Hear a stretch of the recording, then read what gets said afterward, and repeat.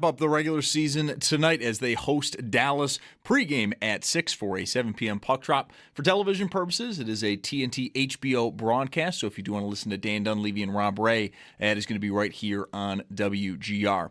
And for the Sabres, they can do ultimately nothing in the standings. They are locked into the second seed, and they do know they will be taking on Boston. So for tonight, head coach Lindy Ruff, when speaking with the media, did say that some players will be resting tonight, though he would not say exactly who. And for morning skate, all signs are pointing to Colton Ellis will get the start in net.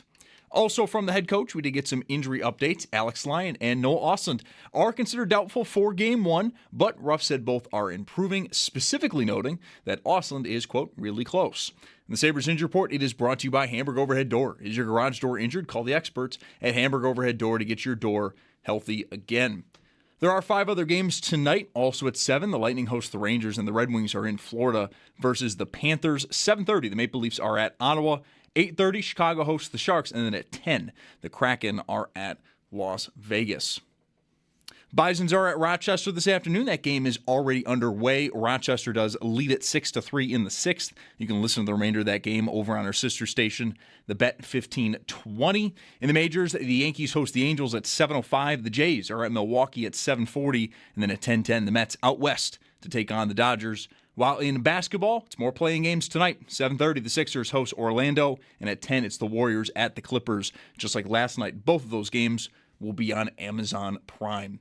And join Schopp and the Bulldog for the annual pre-draft special Thursday, April 16th. That is tomorrow from 4 p.m. to 6:30 p.m. Streaming live on YouTube. Get the latest on who is being mocked where, hear from the insiders, and guest appearances from Jeremy White, Joe DiBiase, Nate Geary, and Sal Capaccio. It is brought to you by your Upstate Honda dealers. For great deals, visit your local Upstate Honda dealer today. That's your Paddock Chevrolet Sports Update. Paddock Chevrolet with you for the extra mile since 1935. I'm Zach Jones for West New York's Voice of the Fan, WGR.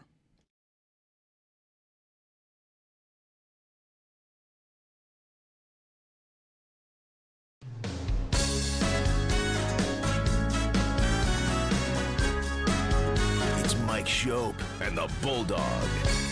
Uh-oh. Guess what day it is? Guess what day it is? Huh? Anybody? Monday, Tuesday, hump day is halfway. It's Mike Schopp. Mike. What day is it, Mike? And the Bulldog. Hey, guess what day it is? Oh, come on. I know you can hear me. It's Mike Schopp and the Bulldog. Guess what today is? It's hump day. Woo-hoo! On WGR. Hump day! Sports Radio 550. Gonna be there in an hour. Game 82. I'm not sure I'll get a chance to say that later. Oh, well, that's right. You're going to the game, so I'm going to the game. Going to handle the pregame duties so you can get downtown. Because that's a thing now, because there's traffic, because the games aren't sold out again. So you got it? You need time to get down there. Yeah, I think I'll you can handle the lift? I think I'll swing it.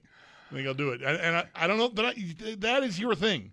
I don't think I usually say what the game number it is. It's become a thing, yeah. I've made it my thing. I love it now, especially because I don't know if it was game 72 or 70, what game it was. But at one point you said it on one of these pregame shows where we were both together, and it dawned on me that this is the first time in a very long time that doesn't feel like a threat of some kind. Like these other years, it's just like, oh my God, get through these games. Just well, I like to bring a certain gravitas. So in like year 13 of the drought, you say game 79. And but I wouldn't have said it like that. No, I wouldn't have said it like that. You're right. 79. Yeah. Almost done. This is a very different thing. We're so close to the end. Yeah. What is tonight going to be like? I don't know. They had already clinched, so like this is celebrate that they won the division. And I don't know. I don't know if that with nothing at stake in the game. There's no intensity about the game itself. Like you went. When did you go last? Boston. Oh, right. The game. Yeah, okay. The most recent Boston game. Like, that was I don't know. We were thinking about playing them in the playoffs right about then. Maybe. There certainly was possible. Could have been. But these recent games, there's been keep pace with Tampa. You're playing Tampa, right? There's nothing. It's gone. So I don't know if it's just like a party, a celebration, or if the whole thing is kind of muted because there's no stake really. I don't think it'll be muted. I think there'll be a din tonight. There'll be a buzz. There'll be, an active, positive feeling crowd. What is the game? I mean, are we just going to pass the puck back and forth with Dallas? Is Dallas on board? They don't play. They're all set too? I think Dallas is definitely on board. Are we all on the same page here that this one is just sort of for fun? Yeah. And even when the Sabres were not in a playoff drought, there weren't too many of these games. Like the last time they made it, 2011, you had the Friday night against Philadelphia, who they would then play in the playoffs. But that's the alumni night. That's fan appreciation night. That's just like a sold-out, buzzy crowd, but also like you got to win. Right. You're not in yet. Right. And then they win in overtime on a Vanek goal. They clinched with a tie, though. They clinched with the point. Yeah. Briere skating backwards. Right. They clinched with the point. Vanek's goal in overtime wins. It's a great goal. Gerby's goal to tie it is that backhand behind the back sort of thing. Spinorama thing, yeah. So everybody's in love. Like, that's a great night. They go to Columbus, I think it was, the next night, and that game had meaning for their seeding. And it's just like, it's almost ironic that every day we're talking about the different possibilities, and you get to the last day, for the Eastern Conference anyway, you get to the last day of the season and it's all set. All the matchups are set. Right. I'm wondering if we're going to get the schedule today. I kind of think we should. I can't believe the Sabres wouldn't know until tomorrow when they play game one. There's really no reason for them to have to wait to find that out. They should know. You're sure there's no reason? Like, I'm not saying tomorrow at the latest. Well, right. Tomorrow there's seedings in the West to be determined. Yes. And like, I think like the LA Kings, Edmonton, and if not another team out there, I should just open the standings. Keep going. They can still shuffle. Like LA can still knock Edmonton into a wild card spot, I think. Now they're all playing, the teams they're playing tomorrow are all like walkovers, I think. Like somebody's got the Flames, the other one's got whatever. The teams, Vancouver, I think, is who Edmonton has. So like they've got relatively walkover looking games, unless you consider that a team of 20 hockey players that play for Vancouver are just going to go, let's just put everything we got tonight because whatever, we can, mess up their party or something. So I don't assume those games will be easy, and that might affect who's at home, who's the wild card, and I don't know what bearing that could have on how they schedule games, but it could have some. Well, I know what I would do. I think this should be what they would do, is except for one possibility in the Pacific Division, you know who all the home teams are. Dallas and Minnesota don't play tomorrow, so they can go Saturday at 5, right? If you want. And then you have the Avalanche at home, you'll have Vegas at home, and then you just sort of put whoever they're going to play in there and slot it, like you might do for football. I would think tomorrow, I still think tomorrow we get the answer on the schedule. And maybe the Sabres don't have to know by today. But there's a lot that has to go into planning for it. Yeah, the regular season ends tomorrow, so yeah, I think tomorrow you'll get it. Before the games Thursday night? Yeah, night. The games are going to run until after midnight. Yeah. So I'd like to think we would know. The one thing I have not kept up on, I've been I watch a hockey game every night. The playoffs get here. I love the playoffs. I watch the playoffs feverishly. All of these 14 years, no playoffs for the Sabres. The one thing I've not paid attention to very much at all is when do we get the schedule? Because I know the games are going to start on all night. Like usually I remember the season ending on a Sunday, and then Wednesday is the playoffs. Everybody gets a couple of days off, and here we go. It's game one, and here's live from Toronto and live from Florida, and it's on. But I've never thought about, did I know the schedule if like it is in the East this year? If the teams are all known, the seeds are all known, everything's been decided, do I know the schedule on Saturday, or do I wait until everybody's done playing on Sunday? I just have never paid attention to it, so I don't know. Maybe I did when the Sabres were last in, but again, that's like, almost a lifetime ago. It just seems to me, again, too tight to make it all, not even just the people who work at the arena and the players, but the fans, to have to wait until Friday morning. Because there's a pretty good chance, I think, the Sabres will play Saturday at 2. They're not playing Saturday night now, probably, because they're not playing a Canadian team. Right. They don't need to play at 5. You've got 4 Western series to fit in. So you have Saturday at 2. You have Sunday at 1. I would think they would play one of those 2 spots. The Celtics play on Sunday. And we know Montreal can't play Saturday night because Tampa's building is booked, so that leaves Ottawa for Hockey Night in Canada Saturday night. Almost assuredly that's going to be in a early evening window. 8 would probably be that game by the looks of the schedule. So anyway, it's Boston now, and we're happy. I think they're happy too. I think everybody, included in Boston Buffalo, likes what they have. I think that's right. A couple of people were, back and forth last night with me on social media about watching this Boston game. Like, well, they look like they want Buffalo, and I said I think I would too if I were them. If they shouldn't have wanted to win. No, they should have wanted to win. I know, but what did it look like to this fan? Yeah, right. That's they what shouldn't have wanted to win. Right. That they would rather they scored in 50 seconds. They'd rather go play Carolina or something. Like the alternative is you lose and Ottawa passes you, and now you're playing Carolina.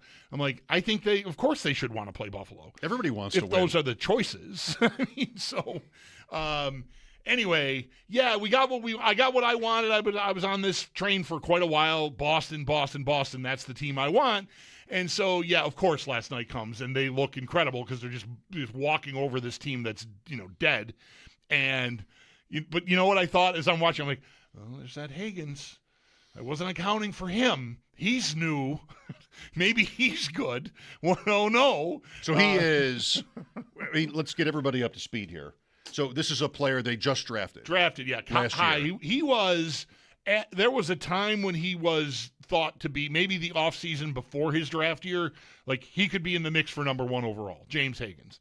He ended up going 7th, I think, to Boston. And he went and played college. College ended, just like this kid in Philly we talked a little bit about yesterday, Mortone. He's there now, and I expect him to be in the lineup. And it's a high-end guy. How ready to be high-end right out of the wrapper, I don't know. But I noticed him last night. I mean, I wasn't like trying, like, oh, I got to watch Higgins. But I just noticed him a few times. I don't think he got on the score sheet, but just watching him move around the ice, I'm like, okay, it's another guy that's high-end. Maybe that moves the meter for them a little bit. But nonetheless, I love this matchup. It's the matchup I wanted. I think it's the least threatening team in the whole pool, which doesn't mean they're not threatening. It just means to me they're less than everybody else. Yoki Haru, Middlestat, Zadorov, by the way. Mm-hmm. We have that aspect of this. It's also the, I believe, 9th playoff series between the Sabres and the Bruins, and I've ranked them, the other 8. Okay. Yes. In different order based on, like, why, how would you rank these? Quality of the series, how did the Sabres do? There's different ways you could put this together. Dramatic effect. 1983 is Brad Park. If you're old enough, you'll never forget it. Like, I was just old enough to be able to say I will never forget that goal. And I was already marred by 4 or 5 years of bitter playoff disappointment by the time we got to that one. And so, yes, it stung, for sure. 1992, Dave Reed, Game 7 for Boston against Tom Draper. Yes. Boston Garden, like middle of the third period. I was at Fisher in college with my friend Jason, who's also from Buffalo, and we were watching the game on cable. I know, the show has never sounded older. We were watching the game on cable in a dorm, and the cable went out at 2-2 and came back on at 3-2. Like, oh. And, he and I are Buffalo kids. Like, I knew it. Of course, this would happen. Right. 1993. I watched that game at a giant sports bar that later became a Home Depot. you remember the Buffalo Sports Garden, I think it was called, on Elmwood Avenue across from Channel 4, like where there's a giant Home Depot now? There was a big sports bar over there that I watched. That's where I used to play tennis. Game 7, yeah, there was a Buffalo Tennis Center. Right next door. That's where I watched Game 7 of that Tom Draper, Dave Reed series. So, I mean, there's 2 games 7 here, and we lost both. 93 is May Day, and that was pretty great. It's a sweep. It's the first round, but, I put it third. Come at me. I put it third. We talked about 88 the other day. John Tucker's 4-goal game, lots of fights. All the fights. All I remember really is fighting. Right. And we lost. Right. 88.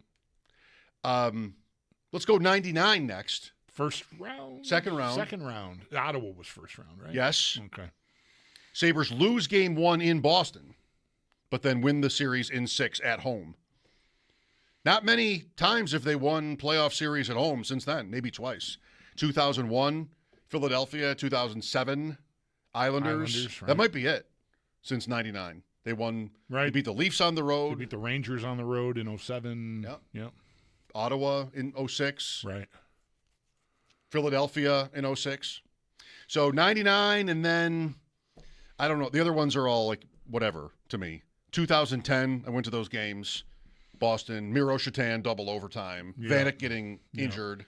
Yeah. Ouch. Mark Recchi knocking Tim Kennedy off the puck in the corner. Mark Recchi. Remember that? I do now. Yeah.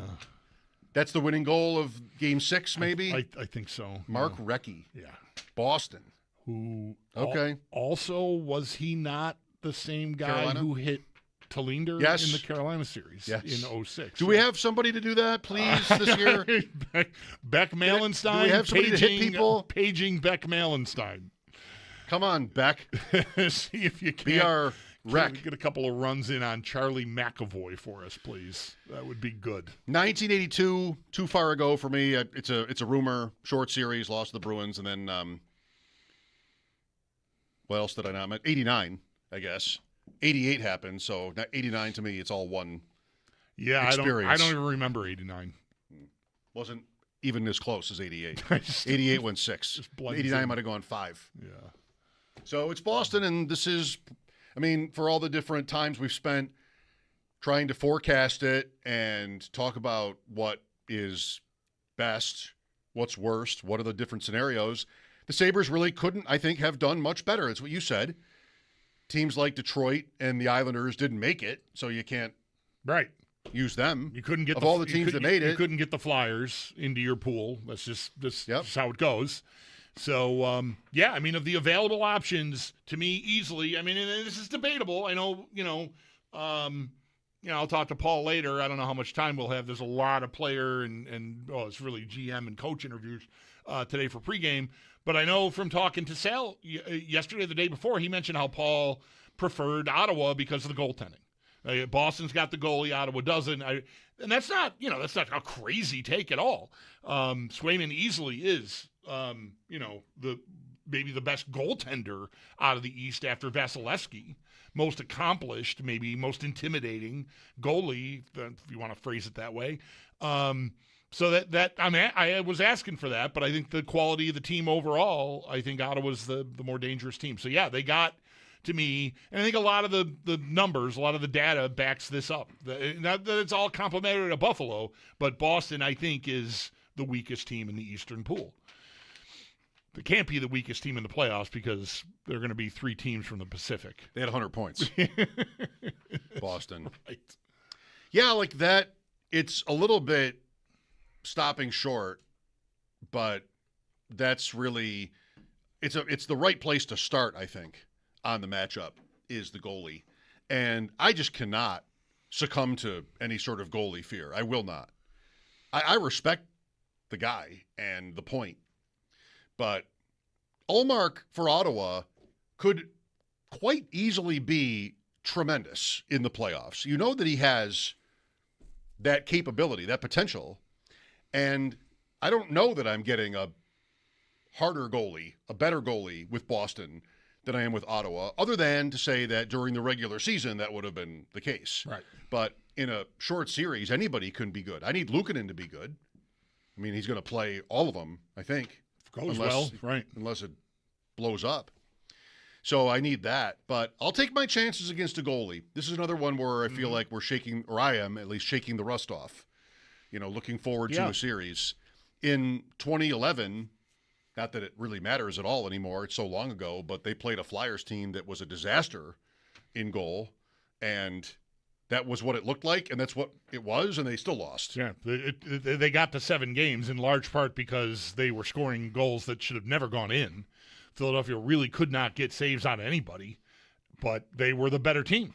Like they really dominated the Sabres in those mostly in those games, and the goaltending was bad enough that it leveled it up. That you got the Sabres were even when they lost the last 2 games, they were up 3-2 coming home on Easter with that lousy goaltending. They had the opportunity, but they couldn't get there.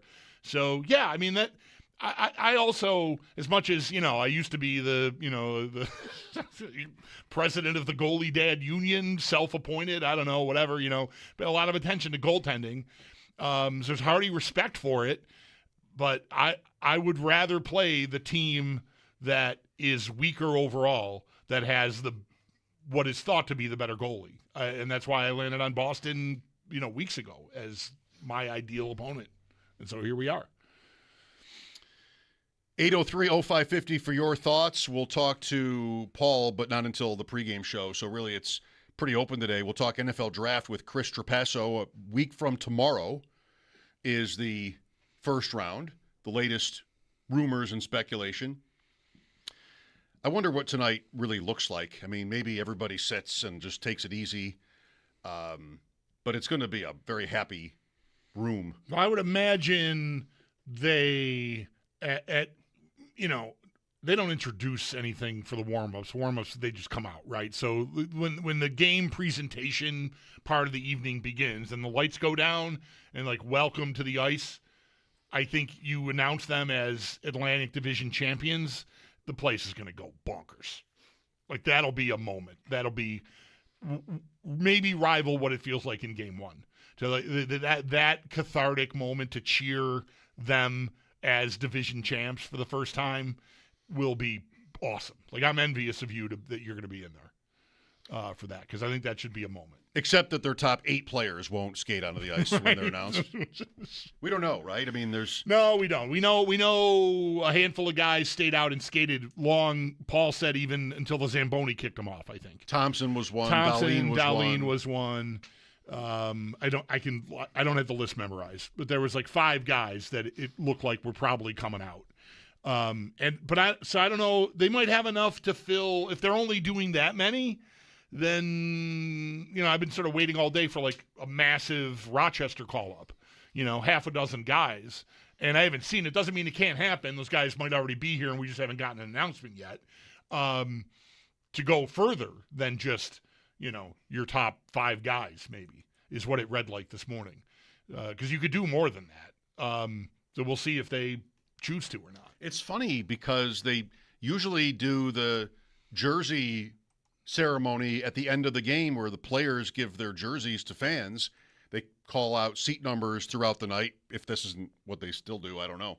But that's what I'm remembering, is they call out seat numbers, and then the fans from those seats get down to the ice level right as the game is ending and line up on one side, and then it's the players on the other side, and one by one the players give them their jerseys. I mean, you could have several Sabres stars who are not dressed, and they just give them their jerseys anyway, or they give them their jackets or their shirts. I would imagine they will give them a jersey. I just don't know how you will go about knowing whether it's actually game worn or not. Well, because if they didn't play in the game. I'm not sure they would be anyway. Yeah. I don't know that they're always the jerseys from the game. It's just they sign them. And something. Yeah. The list of guys, by the way, just because it came up, and I shouldn't leave anyone hanging who doesn't know yet. Thompson, Zucker, McLeod amongst the forwards. Dahlin and Samuelson were the 5 players who stayed out and skated until very late. So you would think they would all sit? I think those guys are all sitting. There's no reason they would skate like that and then play in this game. So those 5 at least I would expect to be out. We don't know that for sure, but it would be weird if they skated extra before a meaningless season finale with no stake at all in the game. Wow. So there's that.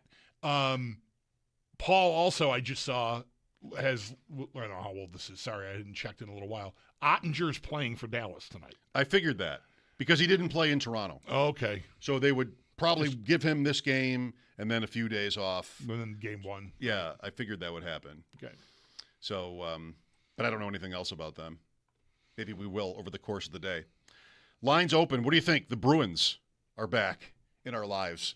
803-0550. Some NFL draft with Chris Trapasso coming up at 4. Mike Schopp and the Bulldog here. Pregame at 6 for Game 82. Thanks for listening. This is WGR.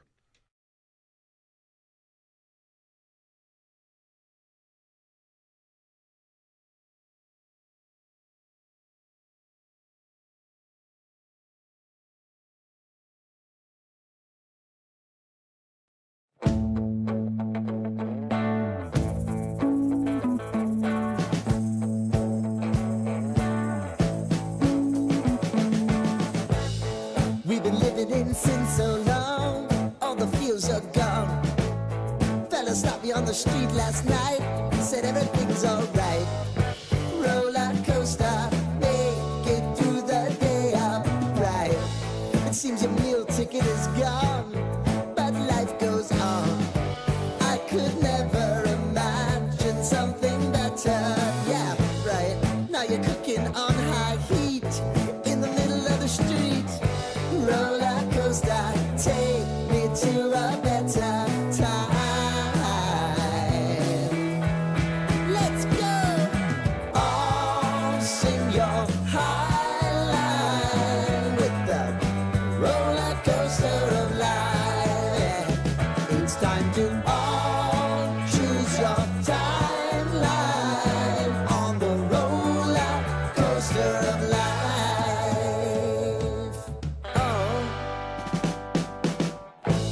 You seem to easily forget how to place your bet. When everyday life gets you down, you gotta steal the crown. Got to own it.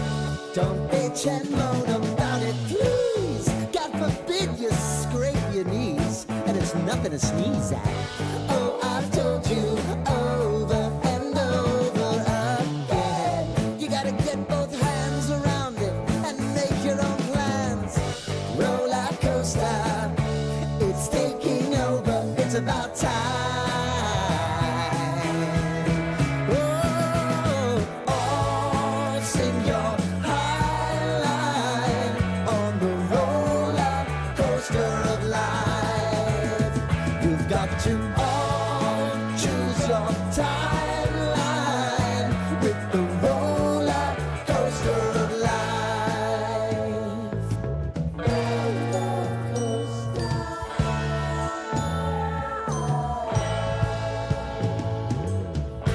I want to go down the rabbit hole, down the rabbit hole.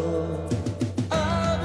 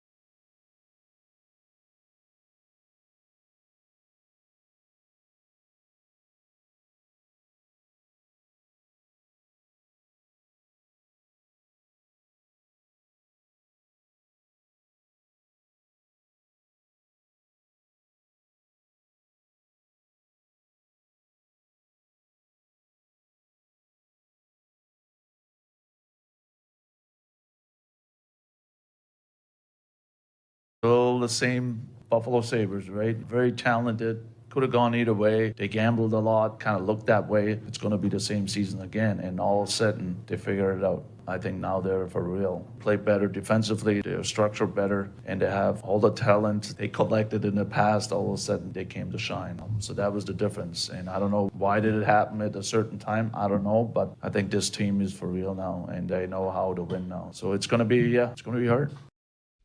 Pretty good. Marco Sturm.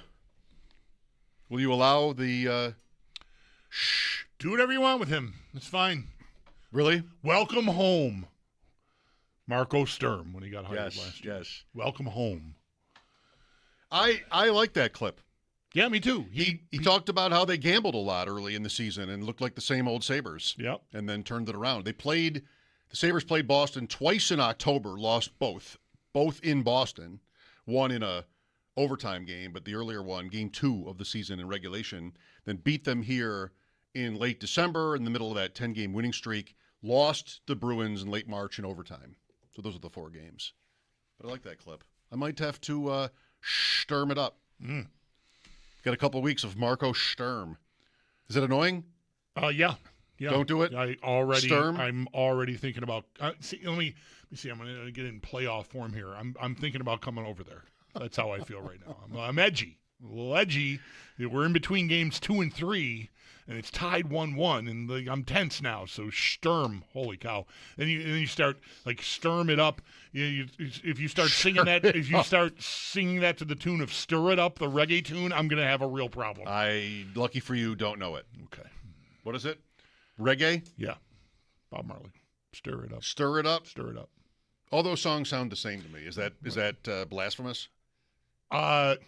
Rhythmically, they're very similar. Yes. I don't know the name of any of them. Yeah. Well, Stir It Up is the one where the chorus goes, "Stir it up." Yeah. Well, that seems to make sense. Yeah, that's it. Yeah. Do we know anything about him as a coach? Bob Marley? Marco Sturm. Do we know anything? Who had Bob Marley on there? But you with the Sturm It Up. Didn't even know I was doing it. Yeah, I don't know. I don't know. They have had a surprisingly good year. They were last in the Atlantic last year, and we were 7th. They were bottoming out, and I did not. We talked before the most recent meeting.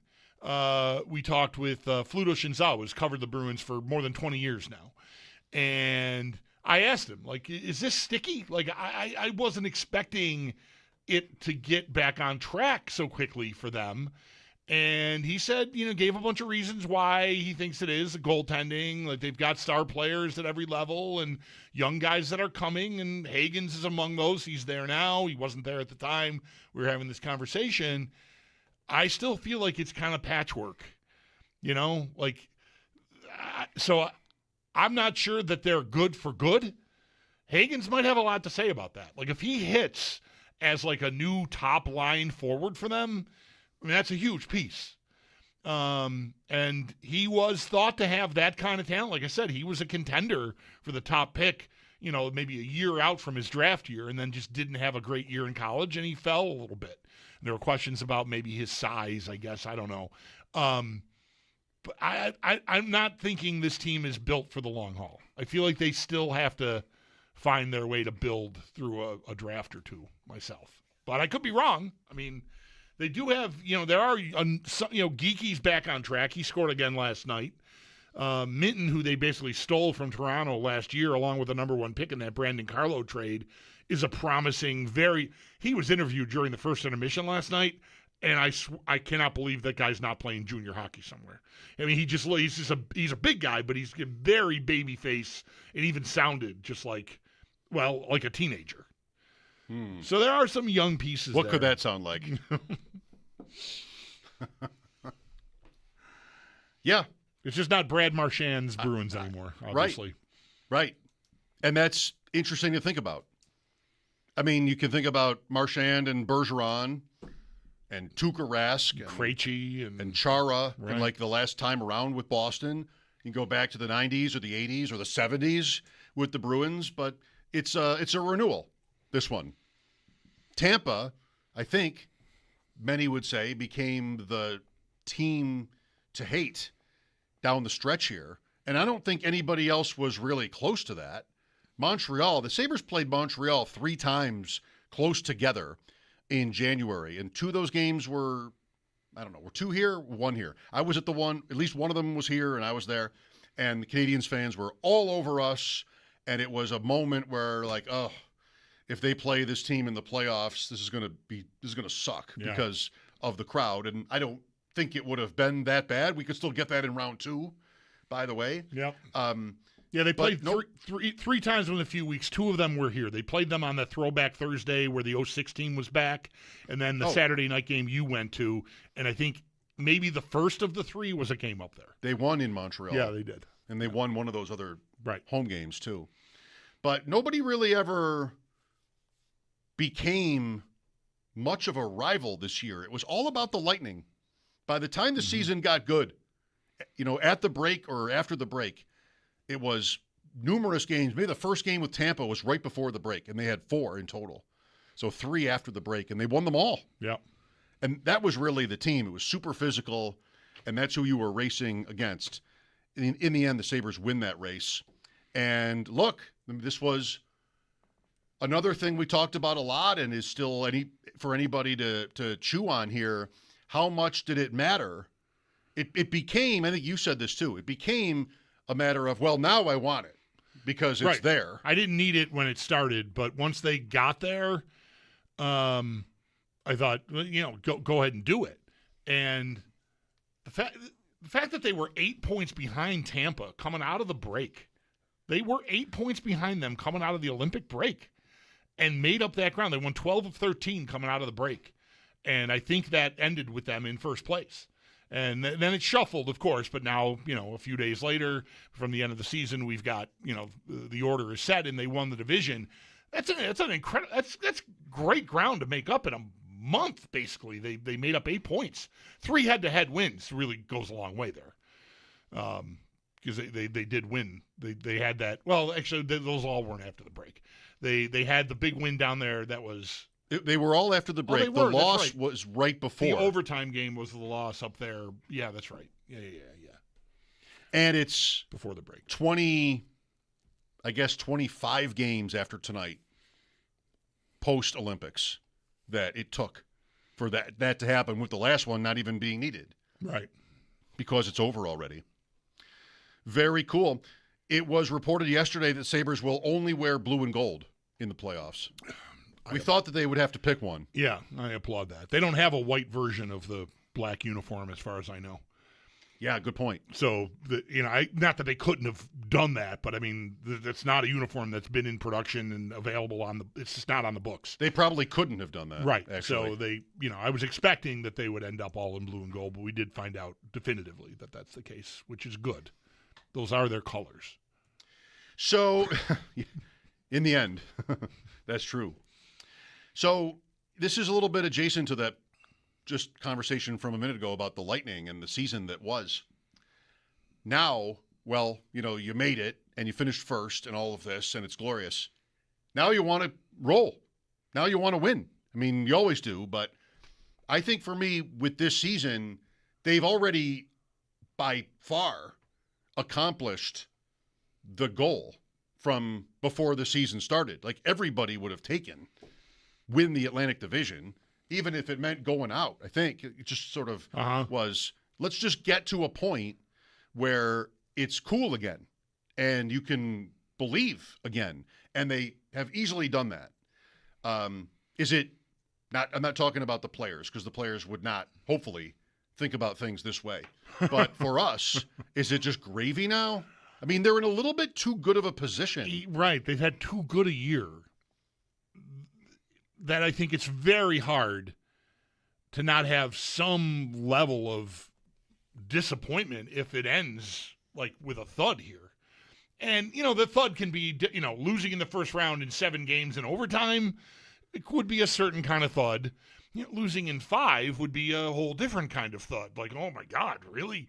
And look, I'm not predicting either one of those outcomes. I'm just saying, I don't know. I did an interview on the phone this afternoon with a reporter from Toronto that's writing a feature about, like, the Sabres are back. What's the city like? The guy's been in town for a couple days and just wanted my perspective on it, which I gave. And one of the questions he asked was what are fans expecting? Like, what's a good outcome here? What's the answer? And I said, I really don't. It's been so long, but I feel like I got to something like, it's been such a good year to go out without winning a round you'd have to allow for that to be a letdown, I think.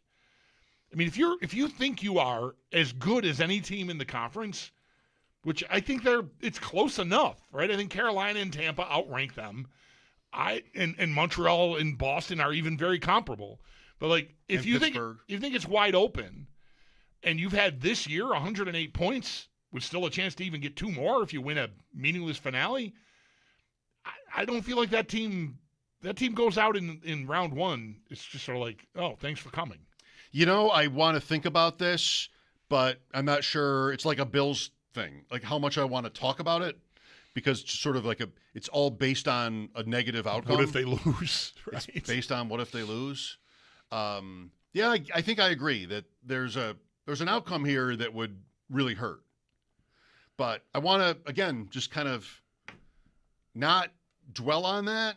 And for the most part, I'm not in that frame of mind, because all this is so unexpected to me, and I think to most people, that I want to appreciate the unlikelihood of it all. And, that's like the best time in sports, when you have a team that is a surprise. And it can be to the point where it is like all good, no matter what. It's really, for most people, never quite that, but it's close to that, I think, this year. Yeah. I think their setup is a little too good, though, again, for it to just be like, if they had drawn Tampa, because Montreal got to first place, which was very close. I mean, it could have easily been that, but it isn't. If they got Tampa in the first round and lost, like, what can you say? I mean, that's a team that you're striving to be better than. But again, they did beat them 3 out of 4. I'm sitting here now, honestly, this interview I alluded to was 2 hours ago, basically. And I'm not sure how I answered the question, because I'm sitting here right now thinking, mostly, sort of like you've been saying, how long can we enjoy this part for? Because we know once we open the door to, like, the series is starting, that is a ride that just is relentless. Emotionally, the anxiety, there's a lot that goes into it that we have not experienced in a long time. And I'm not saying I don't want it. It's just, right now, I feel bulletproof. And like the guy asking me that question was like, oh, that got through the vest. I think I'm bleeding. Expectations? What? On the Sabres? I don't even know how to process that. Yeah, I don't know if I want to. No comment. Right. Next question. Could have been the answer. No comment. Chris Trapasso on the NFL Draft. A week from tomorrow is round 1. He's coming up with us in 20 minutes. Mike Schopp and the Bulldog here at 803-0550. This is WGR.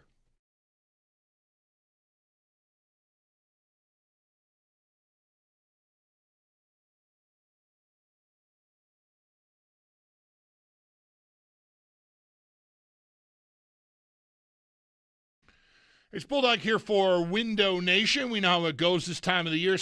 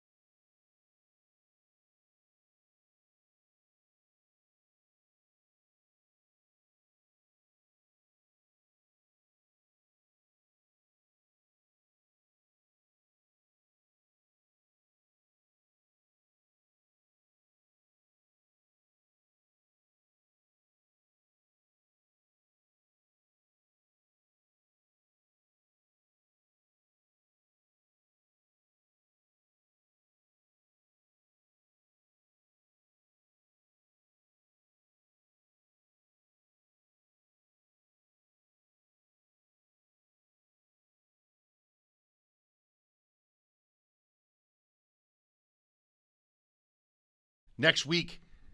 He'll join us coming up just after 4. Mike Schopp and the Bulldog here. Here is Lou with us. Hi, Lou.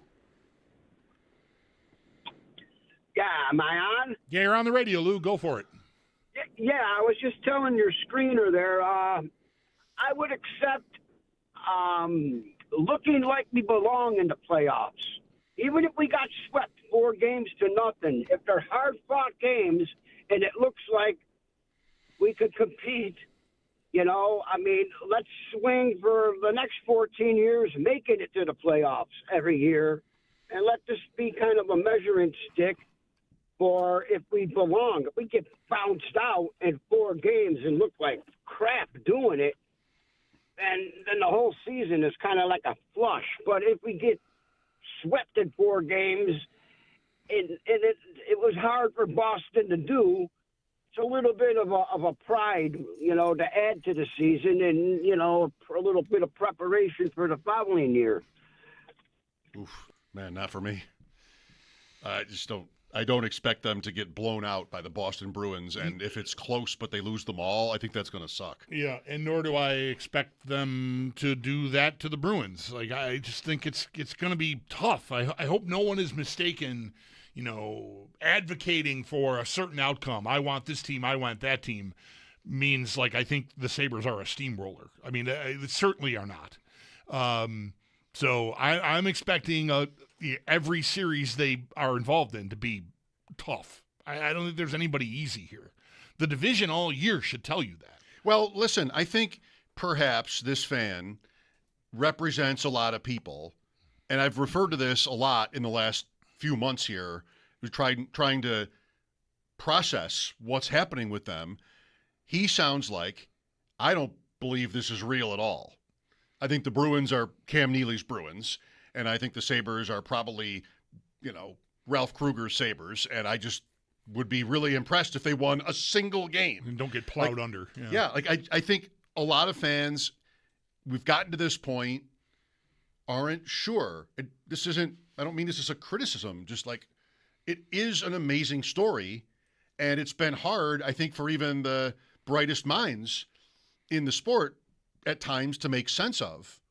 So, it's the combination of, is this really happening? The surreal nature of this season added to, well, it's Buffalo and you're Boston, so I feel inferior. Mm-hmm. And I think that's what the machine spits out, is I'll do well to just stay close. I don't think in reality that's doing well at all in this particular matchup. I don't think that's doing well at all. I think losing this series would even be, I mean, they're favored to win. Lou should know. Bork has retired. You sure? Terry O'Reilly is now walking through that door. Take a drink. I mean, they are favored to win. They're the same favorite as Carolina is. -170 in the first round. Appreciate that. That's healthy. Chris Trapasso next.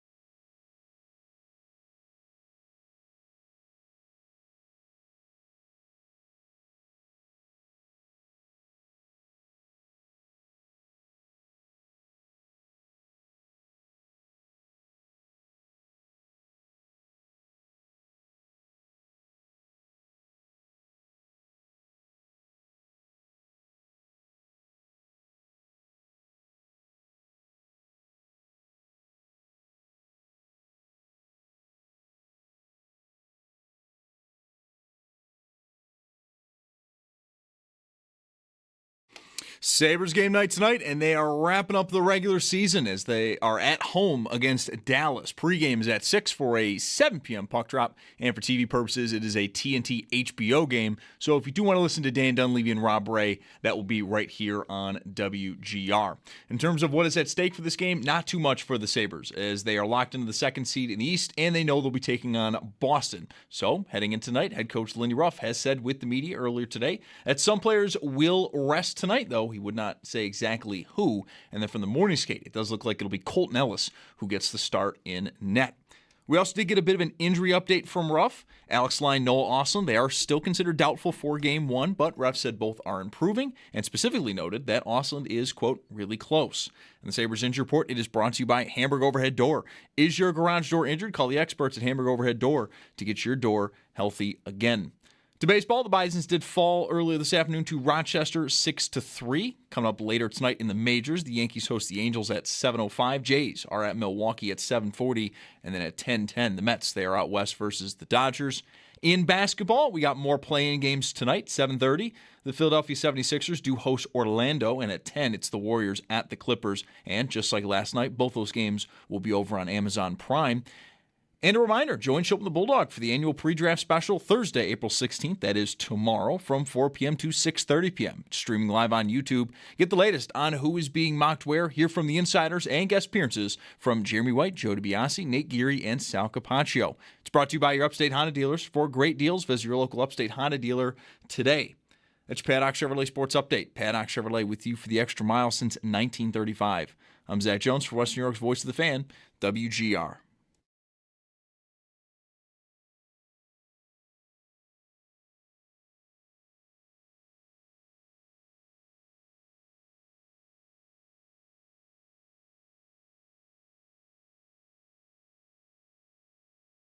That top, and they will last longer. You know, I'm something of a scientist myself. Who needs your bananas to last longer, though? Look, I don't want to go to the store every other day for bananas. They're 8 cents each. What the hell are you talking about? What is going on? You're going to wrap them in foil? They're better when they're just a little green. Yeah. It's Mike Schopp and the Bulldog. Too much work. Not that much trouble. Too much work. Says the guy that's got a spreadsheet with 3,000 fantasy teams. On WGR, Sports Radio 550. You know, I'm glad you mentioned that because I was meaning this morning to go in and finish a spreadsheet that I created for the upcoming dynasty drafts after the NFL draft. As you'd agree, it's the best time of year. And I didn't do that today. I went outside instead. Look at me. Like really outside or just like outside with the dog? No, the dog she would not move. Okay. She would not move today. All she right. wanted to sleep. By the way, Margot. Respect it. So the neighbor's dog is named Ajax, and they're friends. That's nice. Once in a while, we get an invite from the out, neighbor. yeah. They've got a fenced yard. Oh, boy. They love to have Margot over. And so we started to spell Ajax like you would for a child. You know, because we spell the word walk. Margot knows what. Yeah, gotcha. When you say she knows Ajax, right, means like I'm about to have go to a party. Right. I gotcha. I have to say when I'm taking Fred to the park to run around, I spell park. I don't say park because I say park. He is at the door like chewing on his leash. So today, after I got back inside and she woke up, she came over and we were just talking. And I said, AJAX. And she reacted like I had said Ajax. Now she knows how to spell it. Oh, boy. You can't spell it anymore safely without the reaction that, you're expecting when you say the name. I think spelling it out because of the X and just the sound of the word, spelling it sounds as similar as maybe any word in the English language. Maybe that's the point. Maybe that's key. Because P-A-R-K doesn't really sound like park. My daughter went to a hockey tournament in Ajax near Oshawa last weekend, and we could not say the place because the dog would spit out of control. Chris Trapasso with us now on the West Her Hotline. 1 week to go and change here. Chris, are you ready? About as ready as I can be. I'll watch a few more prospects that might get picked on the third day over the next week, but I got to say, you guys mentioned about getting outside. It's definitely feeling like golf season is either here or, if not, in the very near future. So it's like I'm certainly focused on the draft. Right when the draft is done, I will shift into a little bit of reaction, of course, but definitely more into golf mode right after the draft next weekend. And you're a low handicap, right? You're good. Yeah. Where are we starting the year? Handicap-wise? Like at a 3. A 3. Hey now, big time. We got no wonder you want to get back out there. We're gonna have to get out and play some golf this year. I am also looking very forward. I'm nowhere near a 3, but I'm very much looking forward to the beginning of golf season. Any day, very good. Yeah. Chris with us. It's such a long winter with a lot of snow and a long stretch of really, really cold weather, so it just feels like more anticipation than normal. Well, I know from keeping a handicap that this day last year was the first round of the year, and that was later than the year before. The year before had been like April 8th. So I'm a little late, and I'm not getting out until next week now. So because of your schedule, because of my schedule, right. Today was playable. Today was playable. Yeah, if your place is open, right. Chris, a week out. We've talked about this and around this already, but is this the worst draft ever? 2013 was ultimately really bad. It went like Eric Fisher was the first pick, Luke Jokel was the second pick, Ziggy Ansah was the third pick. If you look back at that first round, obviously EJ Manuel involved in that draft. Tavon Austin was a top 10 pick. Like, it was definitely a class that rivals this one. I do think, fortunately for the Bills, the second half of the first round and then all of the scattering of good players that we'll see after round one will make this actually a pretty solid class overall. But if we're talking just round one, it's one of the, I don't want to say most depressing, but definitely least high-end talent first rounds that I've ever evaluated. And you're not saying that from a fantasy player's standpoint that might shape how I'm feeling because of the lack of high-end skill position players, including quarterbacks, in that mix. You're not talking about it from that standpoint. I mean, guys you like, David Bailey, who has been your favorite player and right now seems the consensus 102 to the Jets, to my eyes. Yeah. I mean, it's not his fault, but you've got just a relative lack of high-end, high-ceiling players in the top 10, 15 picks? For sure. I think if you go through even the non-fantasy positions, like I think offensive tackle is pretty darn good. It's not amazing at the top. We're not going to see like 3 or 4 offensive tackles inside the top 10 most likely. And just overall those prospects, Maui Noah from Miami, Caden Proctor from Alabama, they're really good. I don't think they would be OT1 in most other classes. The linebacker class, depending on how you feel about Sonny Styles, it's decent, but it's a lot better later in terms of the depth that teams like the Bills could get.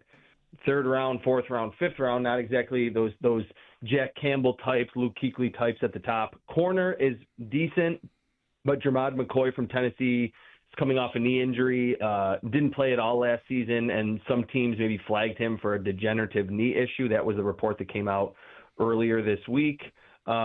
Safety is very, very good. Wide receiver is solid. So if you kind of round that all together, along with a pretty down quarterback class and a bad running back class after Jeremiah Love, that's where you land on a below average class, especially in those first 32 picks. So where do you think this all leads the Bills, Chris? I mean, obviously it's hard to forecast, any year what someone is going to do at 26.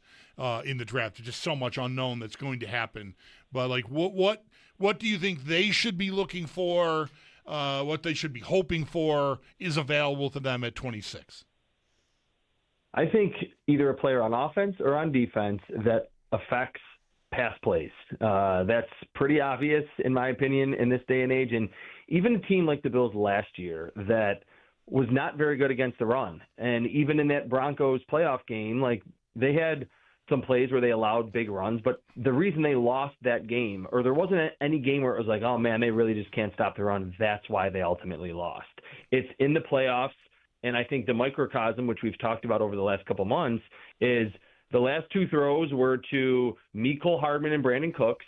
And I don't believe they sacked Bo Nix in that final game. They were not able to get to another quarterback in what ultimately went down as a playoff loss. So whether it's an edge rusher, whether it's a wide receiver, and I don't necessarily think there is a first-round caliber defensive tackle that's a pass rusher. There could be a blitzing linebacker like a Jacob Rodriguez or a Jake Golday that could be those surprise picks at 26 or if they trade down.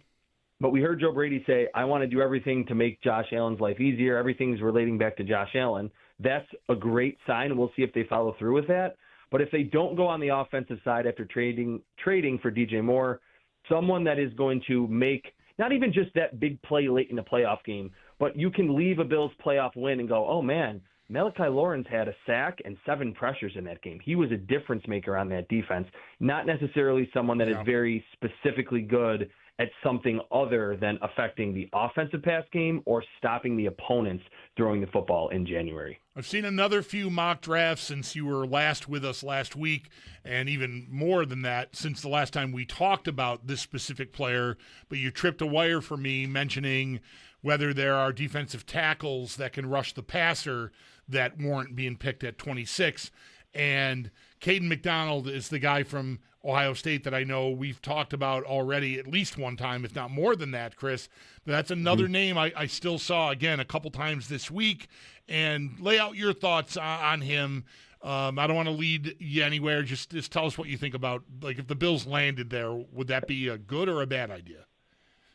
So with Caden McDonald, it's good to be able to kind of get into the weeds with him because he's my defensive tackle number 3 behind Grayson Halton, who's not getting a lot of buzz from Oklahoma, great pass rusher. Caleb Banks, who looks like Deion Walker and has had a similar path to the NFL as Deion Walker. Big, super good in his second to last season, not as good last year and injured. Then it's Caden McDonald, who is definitely, at least in my opinion, the best run stuffer in the class. And that's not just eating double teams and taking up space. He can stack and shed. He's got a big wingspan, big tackling radius. He'll make tackles near the line of scrimmage, and that's part of the reason he was the Big Ten Defensive Lineman of the Year in his true junior season.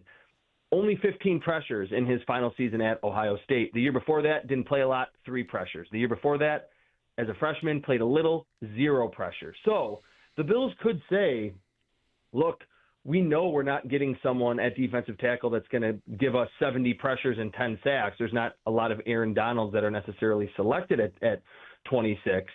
And they could say, look, we also understand that he is the best run defensive interior defensive lineman. Let's just go with that and get a specialist. I could see the Bills ultimately going in that direction. I think he's a good player, but in my evaluations and how I have them stacked at that position, run defense is kind of near the bottom in terms of importance and in terms of value to a player's ultimate grade. So I actually have him graded much lower than that, but I think he's a very good player who is pretty young, only 21, and may have an upward-facing arrow. I just wonder if the Bills are like, all right, we want to get someone that gives us more early, or they're okay with a rotational first-round pick in Caden McDonald, who's going to be good against the run on first and second down, and probably as a rookie not be on the field very often in those critical situations. So prospect-wise, I think he's fine, but in terms of philosophy with positional value and what's important and what's not, I wouldn't really love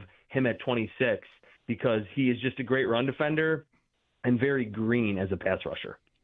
With Chris Trapasso, indeed, the Bills did not sack Bo Nix in that playoff loss, but they did get Trevor Lawrence the week before one time for a 2-yard loss.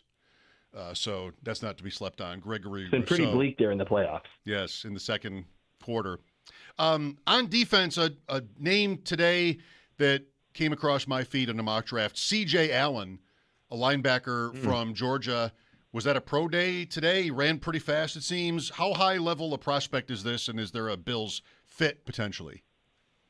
Yeah, he's one of the linebackers that I think the Bills could pick in the first round. He's not Roquan Smith, but I do think the pedigree coming from Georgia, Kirby Smart being that disciple of Nick Saban, I think he's done an awesome job developing a lot of those off-ball linebackers, just front 7 players in general. C.J. Allen is kind of, to me, if Sean McDermott was still the head coach, I would feel like, oh, this is probably going to be the Bills' pick. I just don't know how the Bills feel about linebacker at this point, especially with technically Terrell Bernard and Dorian Williams on the roster where you would be drafting a first-round linebacker and saying, all right, one of these two is going to be relegated to a backup role almost right away for us to get that good return on investment. In terms of Allen as a prospect, sideline to sideline range, he's one of the best and most sure tacklers in the class.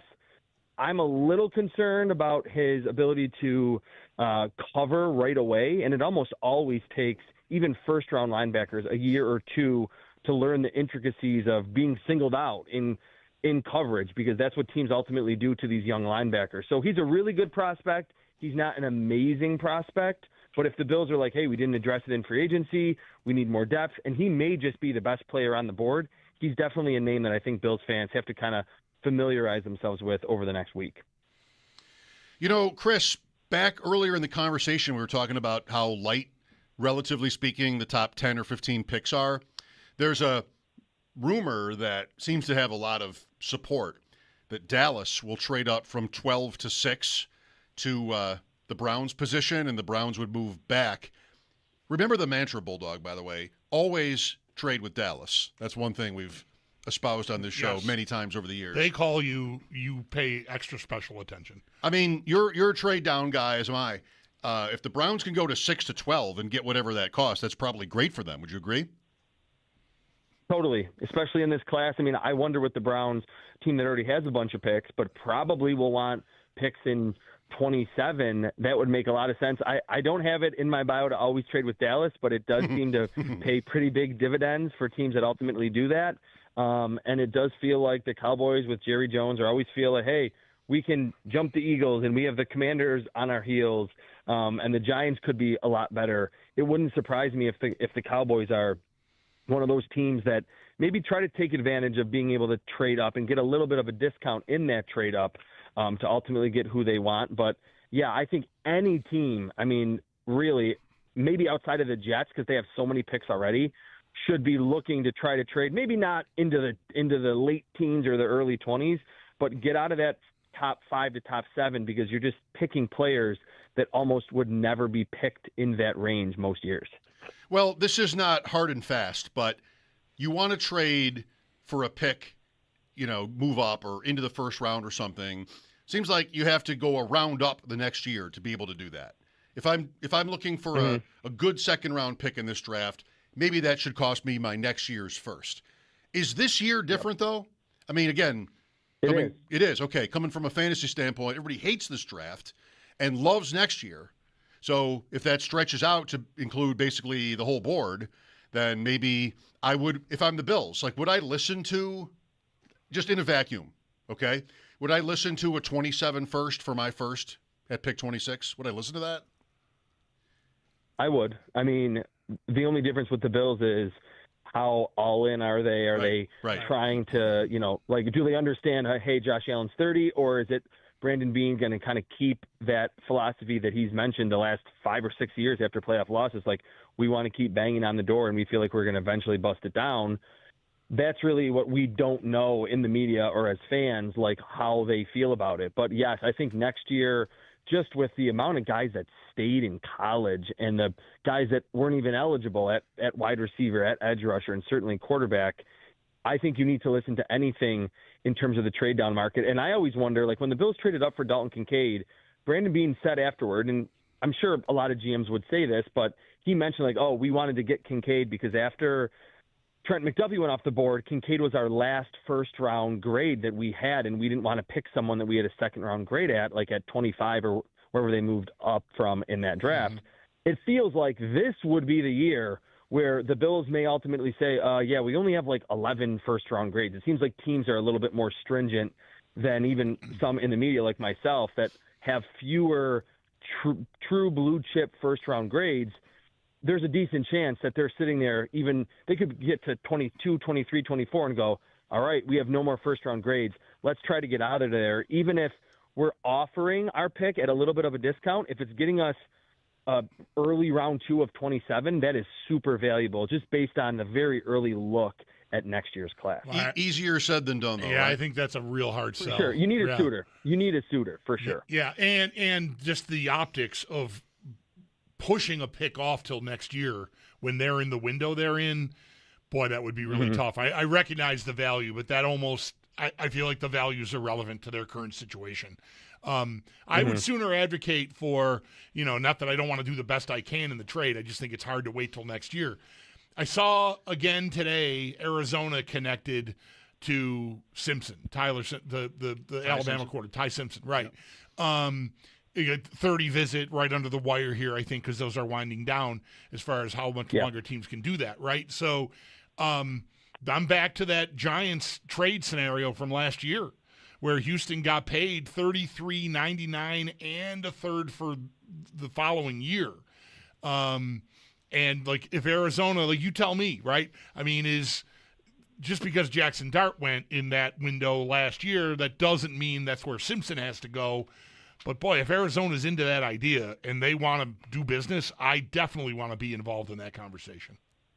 Yeah, that would be the best of both worlds to get that third rounder. Obviously, you would get the early second, get the third rounder this year and a third rounder next year. And I do agree that I could see just the general consensus being look, we the league in general probably liked Jackson Dart more than the league likes Ty Simpson right now. Yeah. But if you look at the history of trade ups throughout the draft and you look at, all right, number 16 was traded last year, let's say, you look back at the previous year, the parameters are almost identical. And it's what actually happens is typically the teams go, okay, here's what the trade was last year. You need to do a little better. There's almost interest or inflation that happens. So that could almost be where, look, we get that Jackson Dart was a better prospect than Ty Simpson, but it's also a year into the future. The salary cap has gone up. There's so many things that have happened.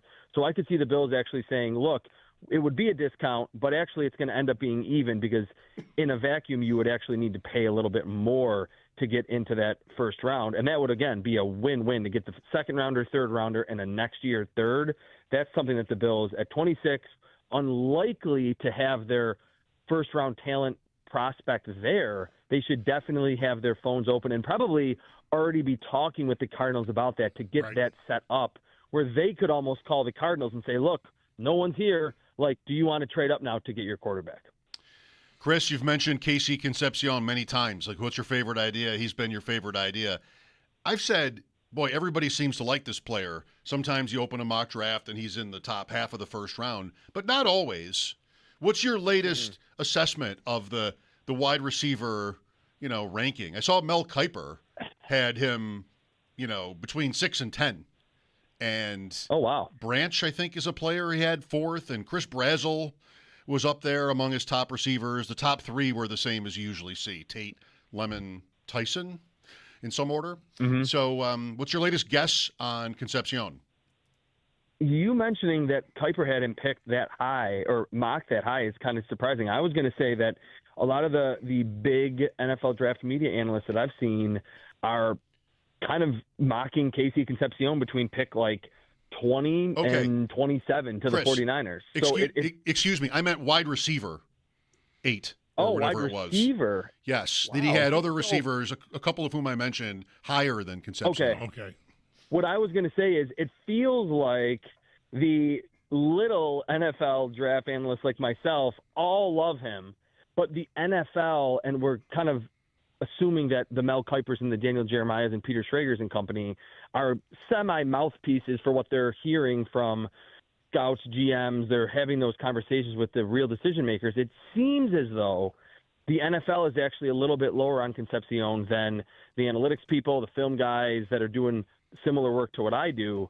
So that does make it pretty interesting. And for someone that's been really wanting him for the Bills, I think it makes it maybe a little more likely that he's available. It almost seems like Omar Cooper Jr. and even Denzel Boston over these last, final 10 days before the draft, they've actually, at least in terms of where they're being mocked in those Mel Kiper type mock drafts, have actually gone ahead of Casey Concepcion. So whether that's lying season and Concepcion's the second receiver off the board, we'll see.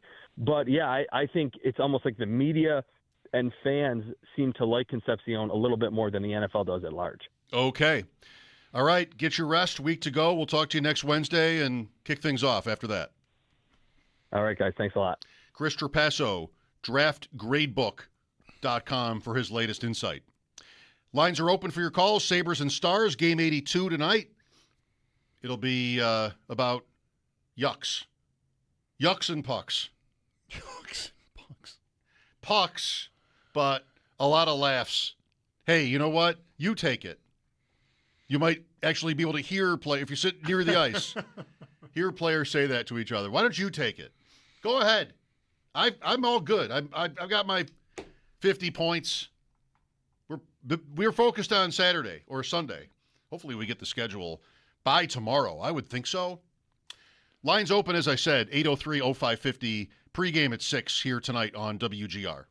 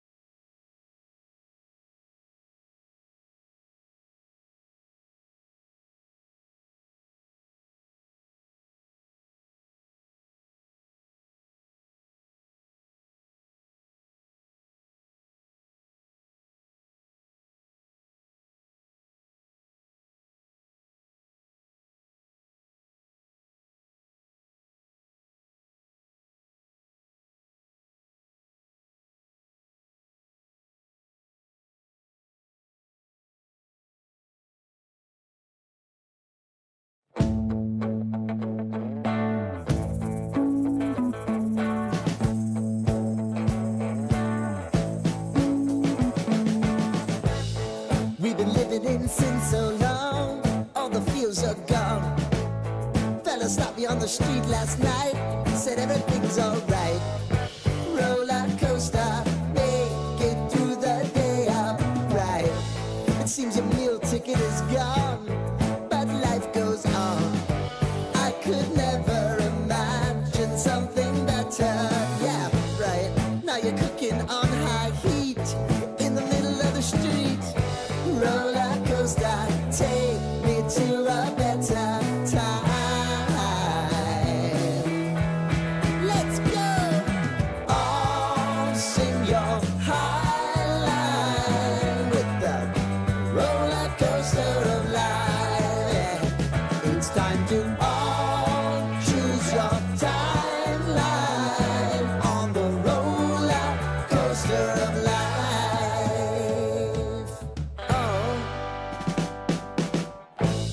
You seem to easily forget how to place your bet. When everyday life gets you down, you gotta steal the crown. Got to own it. Don't bitch and moan about it, please. God forbid you scrape your knees, and it's nothing to sneeze at. Oh, I've told you over and over again. You gotta get both hands around it and make your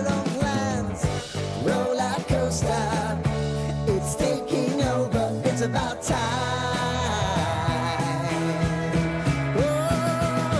Oh, sing your high line on the roller coaster of life.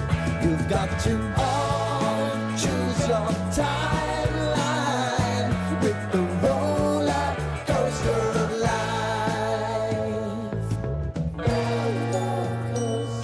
Final regular season game of the season for the Buffalo Sabres. They are at home tonight against Dallas. Pregame at 6 for a 7 p.m. puck drop. And for television purposes, this is a TNT HBO game. So if you do want to listen to Dan Dunleavy and Rob Ray, that'll be right here on WGR. In terms of what is at stake for tonight, not much for the Sabres. They are locked into the top seed for the Atlantic, and they already know they're taking part in the series with Boston. So for tonight, head coach Lindy Ruff has said that with the media earlier today that some players will be resting, though he would not say exactly who. And then from the morning skate, all signs point to Colton Ellis getting the start in net.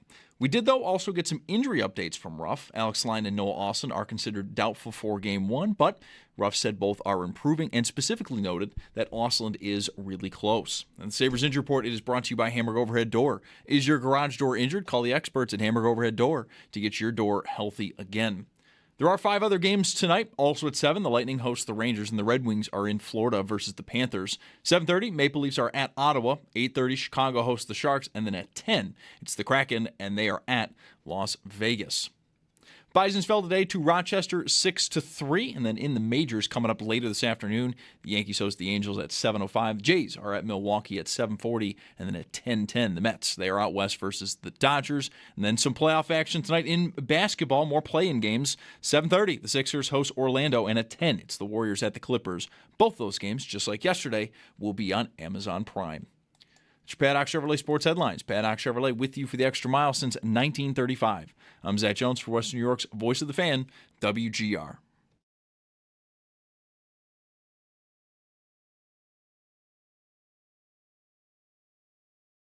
You know, you try to get through this game, just say, let's make sure we don't get hurt. Mm-hmm. I mean, there's examples. I mentioned today at the press conference that, Dallas lost a player in the last game of last year. Mm-hmm. Why take a chance? Yeah. We've had a great run. We've played a lot of hockey. We had some guys that, maybe nursing some wee little things that did nothing to keep you out of the lineup. But we've got a lot of players. We've got a lot of players that haven't played. Why not play them? Lindy Ruff today on Sabres Live here on WGR.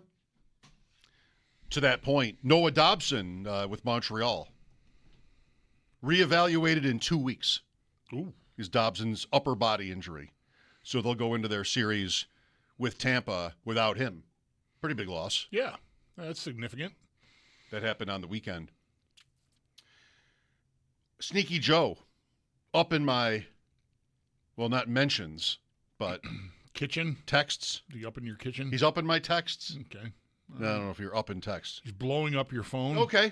Does anybody talk like that anymore? No. I don't. No, I don't. I never did. No. Certainly don't now. I don't even know why I'm started on the radio that way. and I just said it, so here we are. He says that Demi Lovato is a factor in the playoff Yeah, schedule. I saw. Yeah, concert in Tampa Saturday night. So Tampa can't play. Boston Wednesday. Oh, that's right. Yeah, Tampa's got something else. Different Saturday. concert? Yeah, It could be her. I or don't know. wrestling or something. They got, no, you're right. Demi Lovato is Boston Wednesday. That's right. God, the stuff we're doing here. I just saw a graphic that just, I don't know, some hockey account I follow, because I don't think I'm following the TNT hockey account. A graphic with their studio show and, the cup and all this stuff. And, NHL playoffs on TNT begin April 19th. Sunday, not the 18th, which means No, we know that. We knew that. TNT is going to be Sunday, ESPN is Saturday, so no breaking news, sorry. Yes, ESPN, I believe, I've seen this, if it's right. They have 3 games Saturday, and then the first 2 on Sunday, and then TNT has 2 Sunday night. Okay. 7 and 8:30. Are we game to be drafting those? Sort of guessing at those? Did we do this yesterday? We did not do this yesterday. I've done it. I've done it. I have not done it yet. Well, and we know now that the Sabres won't play Ottawa. So what I'm going by, this is my guess, just to say it once. Mm-hmm. There are no prizes. It's not a jelly bean guessing contest where you can win a gift card to Panera if you're the closest. There's nothing. Okay. The Sabres and Bruins lead it off Saturday at 2. Could be Philadelphia-Pittsburgh, and then Bruins-Sabres Sunday at 1. I think that would be the other guess I would make. But the Celtics play at the same time, and I would think they'd want to avoid Boston having to choose between which playoff game to watch. You'd want the full audience. So I'm going to say Sabres 2 o'clock Saturday, guessing 5 o'clock Minnesota-Dallas, 8 o'clock Ottawa-Carolina. Tampa can't play Saturday night at home, so Montreal can't play Saturday night. Right. Then Sunday, 1 o'clock Flyers-Penguins. That's an afternoon special. You're not going to put the Kings on at 1 o'clock Eastern on a ever. No. So Pittsburgh-Philadelphia Sunday at 1. 4 o'clock will be the Avs, I'm saying. Okay. We don't know who they're going to play yet. Right. The wild card stuff is not settled yet. The teams are all settled, but who's going to be where? Pacific still needs to sort out between L.A., Edmonton, and Anaheim. Anaheim's the third. Earlier, I had the same block. Like I know Edmonton and L.A. because they played 4 years in a row, or 3 years in a row. They have played in the first round a bunch of times in a row. Edmonton's always won. So anyway, they're still shuffling left with those three, if not even the top. Maybe Edmonton could still displace Vegas. I'm not sure. So that division and the mediocrity it's been is just not totally settled. Edmonton can still win the division if it ends up tied. Okay. And then there's also the wild card spot. Right. Again, we know who all the teams are. That's just that part of it's not settled. Utah's the other wild card. Frank and Pacific will have. Oh, see, I almost got all the way through, and then one of those teams. Frank, you'll get the story. You'll be very proud of it. Yeah. Utah. Yeah, Utah. It's wedged in between Wyoming and Nevada. You've seen pictures. 4 o'clock Avalanche. It's not really funny anymore. It was hilarious, but now I feel like it's lost a little bit.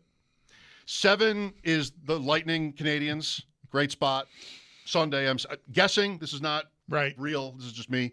Then Sunday, 8:30, the Oilers and Ducks, if it's the Ducks, whatever it is. Right. And then one series waits until Monday, maybe Vegas. And then I would expect the Sabres, if they do start Saturday afternoon, to play Game 2 Monday night.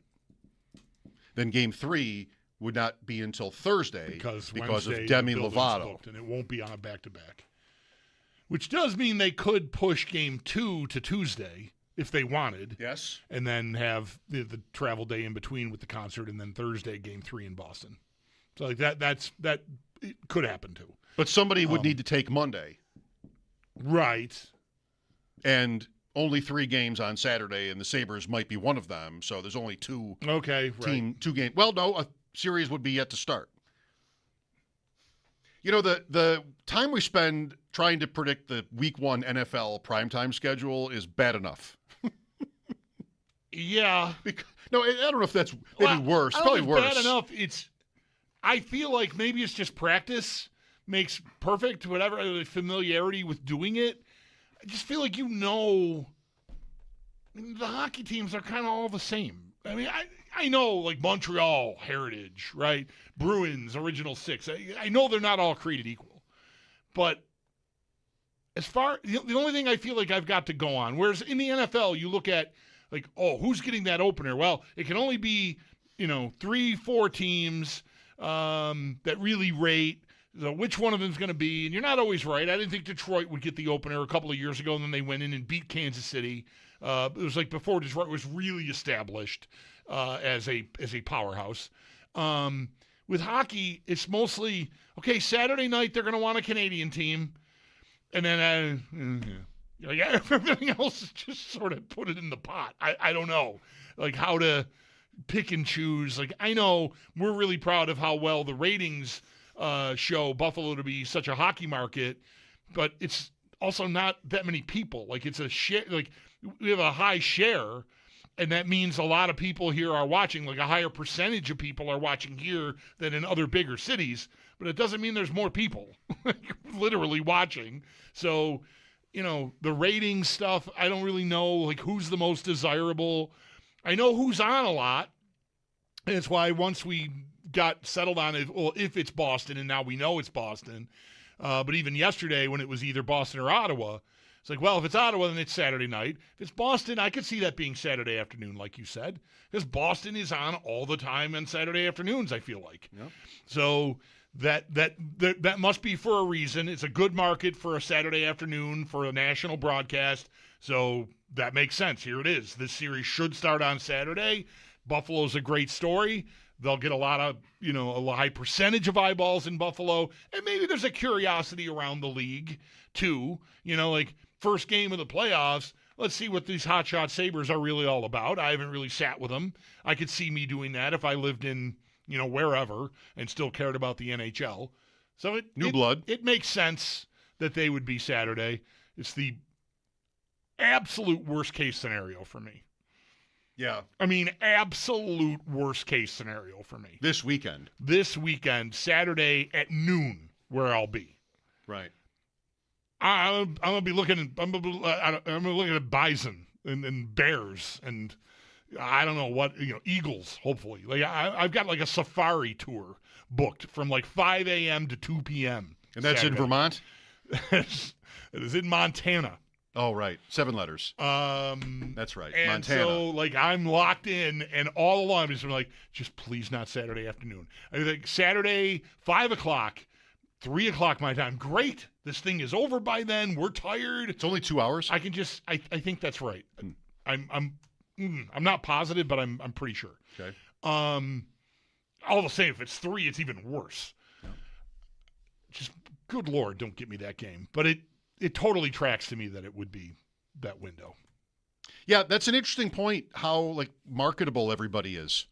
I think the Sabres are fine for this. The Canadian teams are not as, probably not as big a draw, ratings-wise, but they also draw in Canada. Like, that's not irrelevant. Are the Avs, who's must-see? I don't know. I haven't thought about that at all. For years in hockey. Mm-hmm. There's no Chicago. There's no New York or New Jersey. There's no Detroit. There's no, Philadelphia made it. I think that's probably Philadelphia, Pittsburgh, if I'm not being a little bit of a relic by saying this, is one where you might think the networks would want to have that because you've got a rivalry, you've got a big enough market. Philadelphia's a huge market. But hockey markets, and then you've got the Crosby, right, Malkin, Carlson, Letang, yeah. I mean, that and Ristolainen, don't forget. That could, to me, I don't want to say easily, but I could see that being 2 o'clock Saturday too. And there's history there, I don't know, 12, 13. That whenever the Penguins were last really good, there was some nasty playoff series between those two teams. Yep. I mean, I can remember saying in here the day after a game in one of the like an afternoon weekend playoff game, like I was uncomfortable watching because I thought something really regrettable was going to happen. The game was so on tilt that I thought we're going to see somebody spear someone in the face. Like that's where we're tracking. Oh. And it got right to the brink, and it never did. But, I mean... You can't have that on before 7 at night. It was... It's too violent. Tense. So... The only reason I'm not putting them Saturday at 2 is because of the Celtics. Right. The Celtics are the tiebreaker. Because that pushes the Sabres into Sunday, and then, yeah, right. The Sixers are in the playoffs.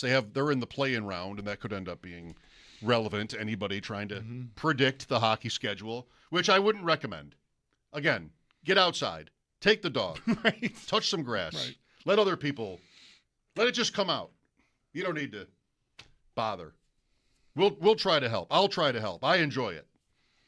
As futile of an exercise as it tends to be. Mike Schopp and the Bulldog here on WGR. Lines open for your calls. We'll be right back.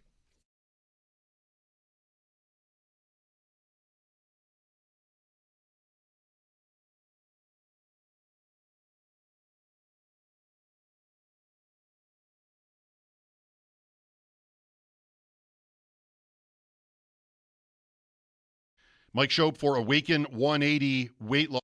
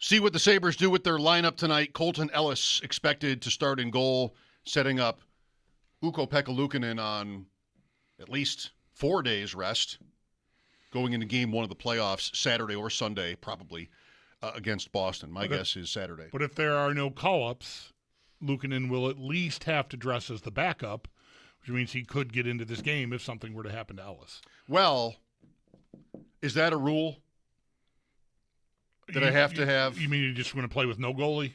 So my daughter's team, one of the goalies got hurt late in the season, and coach wanted her, and she was up for it, to dress, even though she was never going to be able to play. I'm not even sure at all times that she have pads on. But there's a girl over there on the bench with a mask on. Okay. Could the Sabres just, Stanley's the backup?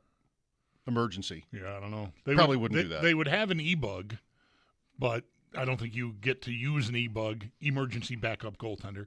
A Vins? Yeah, until your Vinses, your Zamboni drivers. I don't think you can do that unless the backup is also incompatible, can't play. Do you have to dress too? I'm thinking yes, you probably do. I think the roster rules are that you have to, yes. Okay. So, I thought they might, Paul suggested the other day, call Levi up. You don't want to give him the game. Ellis has been here all year and been a good teammate and everything, and we know what a great night it was last week when he got that game and had the shutout. It was fantastic for him. But you're leaving yourself in a situation where Luukkonen could have to play, is all I'm saying. If they don't call people up, and we've never seen today, they have enough guys with what they've got here to take the 5 guys out that Paul observed, and I think many other media also observed, skating hard after practice had ended. The game day skate had ended. That was Thompson, Zucker, and McLeod up front, and Samuelson and Dahlin on the blue line. They have enough extras if you play Shen as a fourth-line winger, which easily you could do. You have That's enough allowed. But that does mean that Power and Byram are playing, and that means that Luukkonen will be the backup goalie, and you're one Ellis injury away from him having to play. Tuck is playing. Doan is playing. Norris is playing. There's opportunity here. I think. I don't know if maybe they don't have the cap room or something to bring guys in even for one game. I don't know. But I thought they'd do more, and maybe they still will. We just haven't heard. But, the game is in 2 hours. So it's a little odd to me that if they were calling people up, we'd probably know by now. Word would have gotten out. So I'm assuming that they're not doing that, which leaves them with only those 5 regulars resting. Dallas doing somewhat the same thing? Do we know? They've had injuries to guys, like Hins isn't playing, and Heiskanen was ruled out already for the rest of the regular season. Ottinger is playing tonight. He's their clear number 1 goaltender. So I'm not sure how hard they're going at this either. Dallas. 6 o'clock pregame. Mike Schopp and the Bulldog. This is WGR.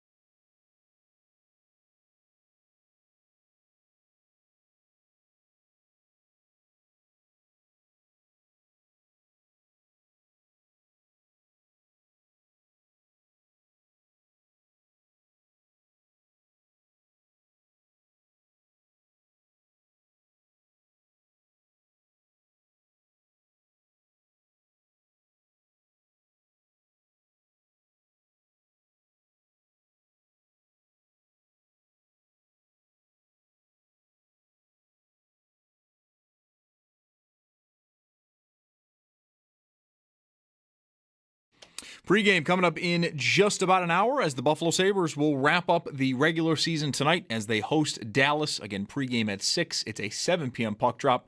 And for television purposes, tonight is a TNT HBO game. So if you do want to listen to Dan Dunleavy and Rob Ray, that'll be right here on WGR.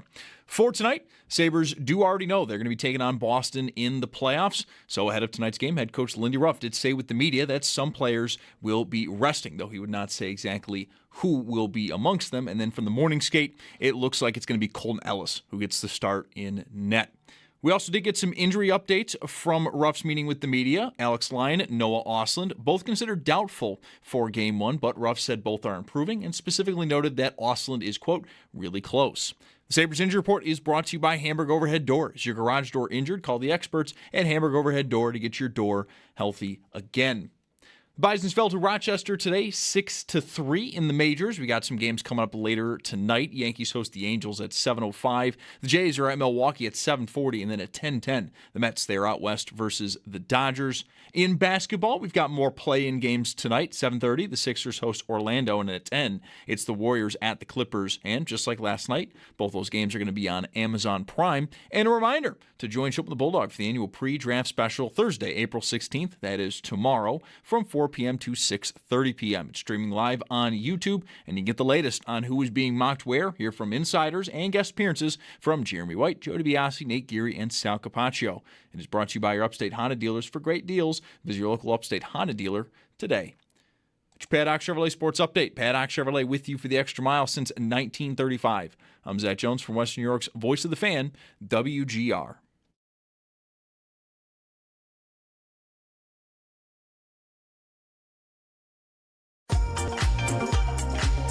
Mike Schopp. Hey, put a little.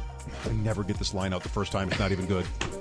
Hey, put a little bit more in there, cowboy. And the Bulldog. What's your degree in? Kicking ass and taking names. On WGR Sports Radio 550.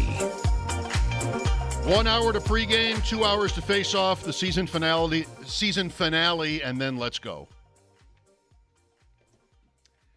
There are not many games that I've been to or can remember quite like tonight's, where, as some have, pointed out amusingly on Twitter, the Sabres have played their share of meaningless fan appreciation night finales, but not quite like this.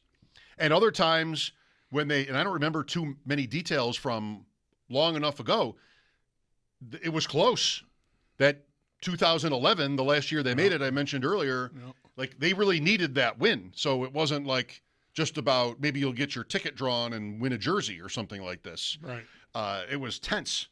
And tonight is not going to be tense. Yeah. I was at a game in one of the years, 98, 99, when they were locked in, and I remember a season finale against Ottawa one of those years. I hope I'm not messing up years here, but I know they had clinched, and I went to the arena and had great seats, and it was just just get the game over with, kind of.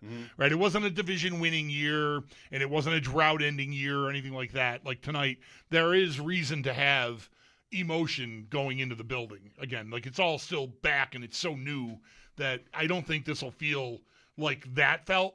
But I just remember sitting there going, like, why did I get tickets for this game? Do you remember this one? There's nothing happening here. In 2001, they played Philadelphia the last game of the year in the afternoon at home, and they lost. And then because they lost, they had to go to Philadelphia to start the series. Like, home ice was on the line. I don't remember it. No. Wow. I believe you, but I don't remember. I remember standing in, like, the Zamboni entrance with maybe Mike Robitaille watching that game, and I think any opportunity to do that was time well spent. Yeah. But, 2010, I looked this up earlier. I do not remember how that regular season ended because they had that division clinched for a while, like maybe a couple of weeks even, or a week. There was a Friday night game maybe at home where they clinched that division that year in 2010. And so the last game of that regular season, they lose to the Devils. And I think that mattered. So the Sabres go in as the 3 and New Jersey the 2. And Washington that year, 2010, was the one by a lot. They won the President's Trophy by a lot. So Washington won. Tell me if you can remember how this went. I happen to have it in front of me. Washington won, Jersey 2, Buffalo 3 divisions. 4 would have been Pittsburgh with 101 points, more than the Sabres, but they didn't win their division. Mm-hmm. Pittsburgh 4, Ottawa 5. Maybe that's Gary Roberts. Yeah. For Pittsburgh. That in game 1? Oh, no, that was back, I think. Okay, not sure. Anyway. 4-5 is Pittsburgh, Ottawa. Boston is 6. Buffalo, Boston. 7 is Philadelphia with 88 points. Montreal is 8 with also 88 points. So Washington, Montreal, 2010. Jersey, Philly. Buffalo, Boston. Pittsburgh, Ottawa. What I'm going to guess is not about the Sabres, but is this the Yarrow Halak Montreal Washington series? Yes. Where Halak is just out of his mind? The 8 wins. Yeah. The 7 wins. Flyers over the Devils. The 6 wins, Bruins over the Sabres. Mm-hmm. And the 4 wins, Pittsburgh. 4, 6, 7, 8. That happened in 99. Also. The Sabres were the 8. Sabres were at 8 that year. And the conference finals that season were 7 versus 8. Boston lost to Philadelphia. They might have had a 3-0 lead in the series. Yeah, okay. And then a 3-0 lead in Game 7 and lost both to Briere. Yeah. That rings. Yeah. Wow. Just bring this the heck on. Right. Let's get some new memories. That's a long time ago. That's Marty Baron too, isn't it? Yeah, right. Philadelphia in the finals against Chicago. Yeah. The Kane goal. Yeah. Is he in net for that? I don't remember. I mean, he was to start those playoffs. He was their number one, he was their number one most of the year. I think. No, Leighton is in goal for the Kane the Kane goal that no one sees. Okay, right. Because I remember doing. Marty's not on that team. No. When is he their number one? Oh, this earlier, right after the Sabres traded him there. That's right. Got his shot at it. Yeah. That's right. I'm sorry. Yeah. I botched that. It's Leighton and Boucher. Then I don't remember in anything. 10. I misremember. Right, and then 11, it's Leighton, Boucher, and maybe Bobrovsky started that series against the Sabres in 11. How about that? Didn't even last. Yeah, he can't win in the playoffs. Right. Don't get me started. Sergei Bobrovsky. Who will be this year's goalie that can't win in the playoffs that wins in the playoffs? Ullmark. Yeah, maybe. I mean, he's got bad playoff history. It's not a ton, but it's the save percentage is in the 800s. Like, it's bad. Coupled with he's had a year where there's been mental health breaks and just stuff, and he even just recently was quoted saying I'm still not great over here, guys. Just so you know. So there's a building narrative about whether they can count on him and all of that sort of stuff. And so he's ripe to, I think, break through. Yeah, he would be the name or one of the names for this. And he Edmonton's goalies. He will be, if it starts well, there will be a swell of support, I think, within hockey for him, because it's been so, there's been such a reckoning on mental health.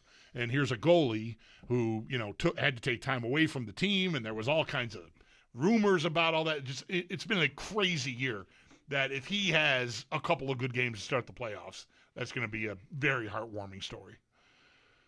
And I don't want Ottawa to do well, but I wouldn't mind if they won. I'm rooting for the guy. Yeah, take Carolina out. Yeah, go ahead. I think the best, and how implausible even is this? Anybody welcome to want to play this out with us? Feel free. 803-0550. Ottawa wins. Montreal wins. Philadelphia wins. I mean, it's asking a lot. 3 other series all go to the underdogs. Right. And the Sabres win, and then Sabres, Canadians, Senators, Flyers. We'd get pretty real if we got there. Yes, it would. And that's what happened in 99. That's what happens, in some of these years where we used to talk about, I remember making this point a lot. You know how people say about sports, you got to beat the best to be the best? Not always. No, you don't. No, some years That's they not lose a in the thing. first round, and then you get to kind of cruise. That's right. That was like one of those years with New Jersey. Right. Is who I'm thinking of, where they were like, well, you're going to have to beat New Jersey. You didn't. Somebody else did. Right. And it just sort of, it can open up for you. Like that 2010 example, 7 versus 8 in the conference finals. What's Toronto-Buffalo? I mean, I think that's 6 versus 8. Because I was a Leafs fan too. And I was like, wait, do I want the Sabres and the Leafs to play for a spot in the cup? I do, but I'm conflicted. Like, I didn't know who I was going to root for in 99. I was more emotionally attached to the Leafs in those years than I was the Sabres. I don't even really know why, but I had moved away, and just that's who. I remember driving home in those playoff years with Gilmore and Clark and Potvin and that team, just desperately trying to keep the signal alive in my car. Right. I lived kind of south of Rochester in a kind of a wooded area, and would try to plan my route so that I could. I mean, the logic in maybe it was just faulty, but in my mind, clear just signal. give myself the best chance of keeping Joe Bowen in the Right. car. Bouncing across Lake Ontario to me over here in Rochester. Even in my apartment. Right. I just couldn't get all the games on TV, so desperately I think they scored. I don't know. But I think that was 6 versus 8, because those were all, Leafs beat the Flyers. The Sabres went, Ottawa, Boston, Toronto in 99 to get to the finals. Who knows? What about the Bruins? Let's just, tee you up again on what this matchup is for the Sabres. Travis thinks, maybe everybody consensus seems to think that this is the best possible draw. I think Boston is by a lot of measures, not just me, I watch a lot of games. They're the weakest team in the Eastern pool. Now, they still had 100 points. Maybe Philly, actually. Let me rephrase. They're the weakest team that the Sabres could have played. Once they were not dropping out of the top 3, once it got whittled down, once you weren't going over to the Metro, as good of an idea as you thought that might have been 2 or 3 weeks ago. Right? Once it became, that's off the table. 2 losses in a row, and I was ready for it. Can't do it. So once it was down to the group of teams, Tampa, Montreal, Boston, Ottawa, those 4. To me, Boston was clearly the lowest rated, the easiest opponent, I think. That doesn't mean they're going to be an easy opponent. I'll issue the warning again. I'm going to be away after today for a few days. I'm going to miss the start of this playoff round against Boston. I'm not expecting it to be easy just because I thought it was the most advantageous matchup. I think any playoff series is going to be hard. The goalie is excellent. They have a couple of very high-end Pasternak is great. McAvoy is great. Like, these are elite Olympic level players. Pasternak, if not Dahlin, is the best player in the series. Yeah, I agree. But I think top to bottom, I feel like McAvoy, Pasternak, with the Sabres, I mean, I don't have a forward. Thompson is maybe close. He's an Olympian, and he's a big point producer, but he just has not had the career yet that Pasternak has had. So you've got the best player in the series, I think, over there. But I've got maybe, 6 or 7 guys that are at worst a push with the rest of the – you get to Casey Middlestat as a second-line forward. And we know what that life was like. I mean, nothing against the guy, but, that's just how good is your team if that's where you are. And that's where they are. Now, maybe this Hagens impacts that in some way. Middlestat was a scratch last night, healthy. I don't know if that was for rest or what, but he wasn't in the lineup. So, I don't know. Maybe they're addressing that. Maybe Hagens just flat out takes that spot from him, and maybe they hope for the best there. But top to bottom, it's just not as deep a team. The goalie is excellent, but I like the matchup all along. I just thought Ottawa would be way more problematic at diffusing what Buffalo does best, which is get out of their own zone with speed and attack. Ottawa's just very good they have a lot of team speed, and they're committed defensively. I just think there's going to be holes in Boston that I will be able to do what I need to do often enough that I think, my depth should mean something in this series against them. My overall team speed should mean something overall. It is, a team that will try to get you on the walls and play hard, make you play hard and have to battle, and we'll see what that comes to mean. Officiating wise, are they going to call interference? Or are they going to let stuff go because it's the playoffs, right? So the Sabres may need to adjust. In that way, I don't know that it's an ideal opponent because Boston, again, will try to physical you. And, you can expect as soon as the Sabres lose a game in this series, or especially if they lose game one, it's going to be like a lot of, they're not built for the playoffs kind of thing. Oof. River hockey or whatever. And we'll see. I think there's ample evidence that is not really an accurate depiction of who they've been on balance this season. But we haven't seen playoff hockey in a while. So, if Boston wants to smash and bang and the officials want to let some stuff go, that could level it off. I think it's going to be a really tough series, despite wanting this matchup out of any possibility. I think it's going to be tough. Sure. And we all, it's been a long time. There's a lot of randomness in the hockey playoffs. And I was liking that until we got back involved. I know, right? We've had 15 years away from it, and so you haven't really, had to sit with it and live with, whatever it is. A post that gets hit that doesn't get whatever. There's a lot. The margins are super slim. Right on. 6 o'clock pregame tonight, game 82. Here's Frank with us. Hi, Frank. Hey, guys. How's it going? Okay. I just wanted to say, this feels different. Not only are we going to the playoffs, but we have home ice advantage. But previous years, I know it's been so long, but previous years, I've always felt like we're going to get creamed in the first round or we got this. This year, I have no idea what is going to happen, especially based on how we finished the season. But it just feels like everything is just gearing up towards a special Blu-ray release of a Better Day 26 or something. I just feel like something magical is going to happen. Thanks, guys. Have a great day. Okay. I wonder how right someone would have been feeling super confident about any playoff series. How many times were you right? It's been 15 years, had a single one. Yeah. I don't remember how I felt at all going into 2011. I mean, the vibes were good. Tense. I just remember tension. That's what I mostly remember, is anxiety, because it's such a ride. And I'm not going to do that this year. One, this has been a fairy tale season, and I'll say it now. I'll have emotions, but I kind of feel like house money this playoff.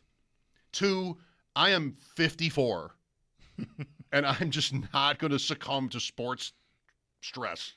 I'm saying that now. Good luck with that. I mean, when I was half this age, it's what I lived for. And, we don't have titles, but we've had a lot of close calls, Bills and Sabres, a lot of, moments and years. But I don't think I can get that wrapped up. Should I want to? Probably I should. That's the fun part. I don't know, man. I'm excited. Yep. I anticipate pacing around a hotel room like a maniac Saturday afternoon at some point. On a moose. On a moose. Don't they let you take wild animals into your rooms? Moose back. Out there? I don't know if I'm moose back. I don't know if I'm getting moose back. I don't know that I'm getting moose. Elk. Elk back. They're going to be elk for sure. Yeah, you don't want to mess around with a moose. No, it's a big. That's a problem. It's a big animal. Moose are a problem. Yeah. Why am I thinking of Bauk here? Because Bauk has been on a lifelong quest with his wife to see an actual live moose in person. That's right. And that's still going. And he's still alive. My wife and I are on a similar quest. Although this trip is not moose. I didn't know that. Yeah, last summer when we went to Algonquin, we got up at 4 a.m. a couple times to go camp out in spots, hoping there would be moose traffic. What about whales? Any interest? I've had it's already done? A lot of, Costa Rica, lots of whales, lots of dolphins, lots of I'm good there. All I mean, I'm not against doing it again, but I've seen it. Like, I've seen from far away, from right up close in a boat right next to me. I'm good. What about ants? Why would I? What now? Ants are back. Have you noticed? Ants are back. Ants and flies are back. It's warming up out there, and ants are back, and birds are back, and flies are back. Oh my God! They're starting to show up again. Can't wait to hear an ad saying it's ant season. Ants are ant season. Hey everyone, you Moose know season. what springtime in Western New York means? One thing and one thing only: ant season. Hey everybody, Bulldog here. I went to Montana to look for a moose. I got back, and guess what? Ants. Ants. We got ants. Break's over. What about a snake? Ever seen a snake? Is there like a, how like you take a long road trip and you have the license plate game or road signs when you're a kid with the magnets? Do they have that out there? If you take an official, wildlife trip at Yellowstone, do they give you a list of animals, and if you see them all, you win? It's a free night or something? I don't know. We have this. The part of the reason I'm going to miss if this game is at 2 p.m, at least the start of this game, is that we've got a private. It's us and maybe another couple, or it might just be us. I'm not even sure, but a somewhat private, like guided. Like here's a good spot to spot bison. And so then we're gonna. I don't know what's all entailed. Bison. That's right. But there's gonna be a lot of that. So I don't know what I'm gonna be seeing. And I don't know what sort of. They asked us what we wanted to eat on this trip. That was all. I don't know anything about scorecards. You're like moose, elk, boar, bison. You named all the animals that are just living free. You want to eat all of them. Right. I think what we're doing is we're hunting these animals in the park and then preparing them and eating them, right? Oh, no. That's the tour. That's not right. That is not right. That doesn't sound good for the environment. I don't want you doing that. No, we won't. Leave that to Rob or somebody. Right. Kill a caribou with their bare hands or something. Jay is next. Hello, Jay. Hey, guys. Speaking of ants, in Hamilton, we have mosquitoes now. Wow. Saw my first mosquito on the weekend. I'm like, damn it, come on, man. Anyways, so here's what I think. So when it comes to the Sabres, on paper, they are the better team. But there's one thing we've all learned. And full disclosure, I'm a Habs fan, but I love the Sabres. The Boston Bruins can never be a team you overlook. And I can easily see this being a 5-game series for Buffalo, but every game coming down to the wire. And I think the talent that Buffalo has certainly surpasses the Bruins. And what's going to happen, and you touched on this, Bulldog, I think it was you, is refereeing in the playoffs is never a consistent thing. And that is going to be the ultimate equalizer, not just for the Sabres, but even for my Habs, who are a high-flying team. Mm-hmm. So I think an important part of this is going to come down to Lindy, and I'm really curious to see what kind of real playoff coaching he can give this team to get through that muck, right? All that stuff that's going to hold the players back and cross-check them and do all those things to stay in themselves and still play their game. So I think that's the biggest fight the Sabres might find. But my goodness, what an amazing time to see them in the playoffs, and I'm so excited to watch it. Thanks, boys. Okay. I appreciate that, and good luck to your Montreal Canadiens, too, because I think we're rooting for that, right? For them to take down Tampa. Totally. So good. Yeah, Lindy, we'll hear a nice long piece with him about an hour from now once pregame gets up and running.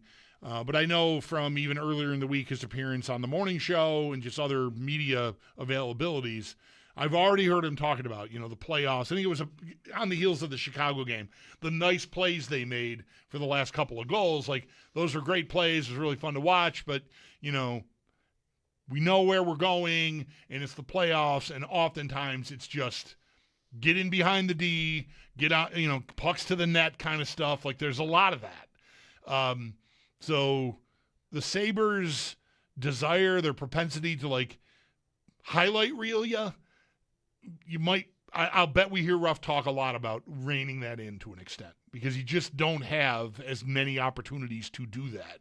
Direct is more often needed. I know I sound like Ed Olchuk here during a game, where it's always anytime you make a pass, instead of shooting it at the net, it's like, oh, you should have shot it. Unless it goes in. Unless there's a pass that leads to a goal, then it will not be mentioned. What a play that was. Wow. What great vision. You won't hear too cute when it goes in. No. So I think Lindy, to me, is already, I think, sending that message to his team. I'm sure he's talking to them about it. He's saying it publicly. And I'm not here to say it's wrong. I mean, it just, the playoffs can be a very different thing. And if everybody is defending as aggressively as the Sabres have been defending all year, it stands to reason there's going to be fewer plays to make. Because back checkers are on you. Like, you pull up to try to find the trailer, and the trailer is covered. And now you're covered because everyone is dug in, and they're coming 100 miles an hour the whole time because no one wants to quit on a play, which, is often how opportunities to make really good plays in the NHL happen in regular season games because guys don't give every ounce all the time. So, right, because they have to play Nashville tomorrow. Right. And they're tired. And that's already. That's not in the way here. Right. Love it. Pre-game for Sabres Stars, Game 82. Coming up at 6, Paul Hamilton joins then. Mike Schopp and the Bulldog here at 803-0550. This is WGR.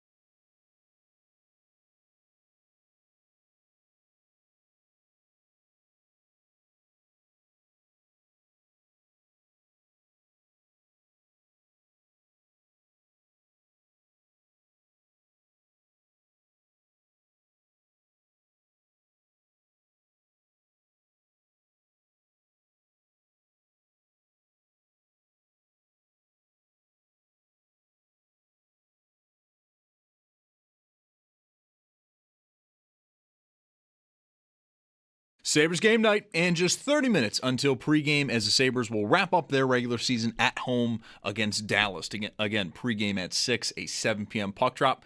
For TV purposes, it is a TNT HBO game, so if you do want to listen to Dan Dunleavy and Rob Ray, that will be right here on WGR. But tonight for the Sabres, everything is wrapped up. They have the Atlantic Division, and they know they're taking on Boston. So for tonight, head coach Lindy Ruff did say earlier today with the media that some players will be resting, though he would not say exactly who will be resting. And then from the morning skate, all signs do point to Colton Ellis getting the start in net. We do, though, have some injury updates from Ruff from this morning. Alex Line, Noah Ostlund, both considered doubtful for Game 1, but Ruff said both are improving and specifically noted that Ostlund is, quote, really close to returning. And the Sabres Injury Report is brought to you by Hamburg Overhead Door. Is your garage door injured? Call the experts at Hamburg Overhead Door to get your door healthy again. The Bisons fell to Rochester earlier this afternoon, 6-3, and then we do have more playoff action tonight in the NBA, more play-in games. 7:30, the Sixers host Orlando, and then at 10, it's the Warriors at the Clippers. Both those games, just like yesterday, will be on Amazon Prime. That's your Paddock Chevrolet Sports Headlines. Paddock Chevrolet with you for the extra mile since 1935. I'm Zach Jones from Western New York's Voice of the Fan, WGR.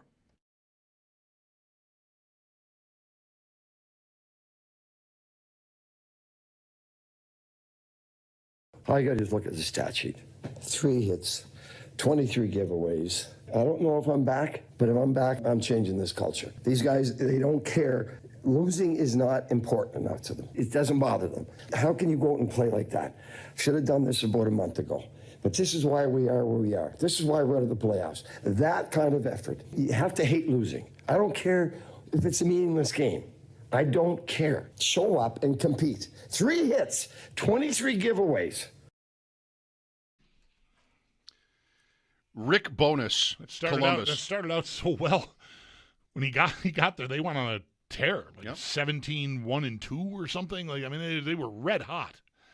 But they might have lost their last 6. Yeah, they really blew it at the end. Yeah. How about that? I don't know if I'm back. You're not back. You're not back. You're not back. They're not. Yeah, the play. I didn't keep track of it all day long, but it's locker cleanout day. So, he made those comments. I believe that was after last night's game that he said all that. And this morning, guys are cleaning out their lockers, and it's a lot of of course, guys, they're not copping to, yeah, he's right, actually, we don't care. There's a lot of, we haven't learned how to do it yet. It got he went on. I watched a 2-minute piece of that thing, and he went on. Somebody asked him. You try to, you start dropping bombs like that, guys are going to follow up with questions about the bombs you just threw. But he wanted to move it along. Said next question a couple times, but everything was, well, what happened? It was so good when you first got here. Why didn't you do something then? He even says in that clip, I should have done this a month ago. He did. And he said, it got tough. That's what happened. It got hard. Yep.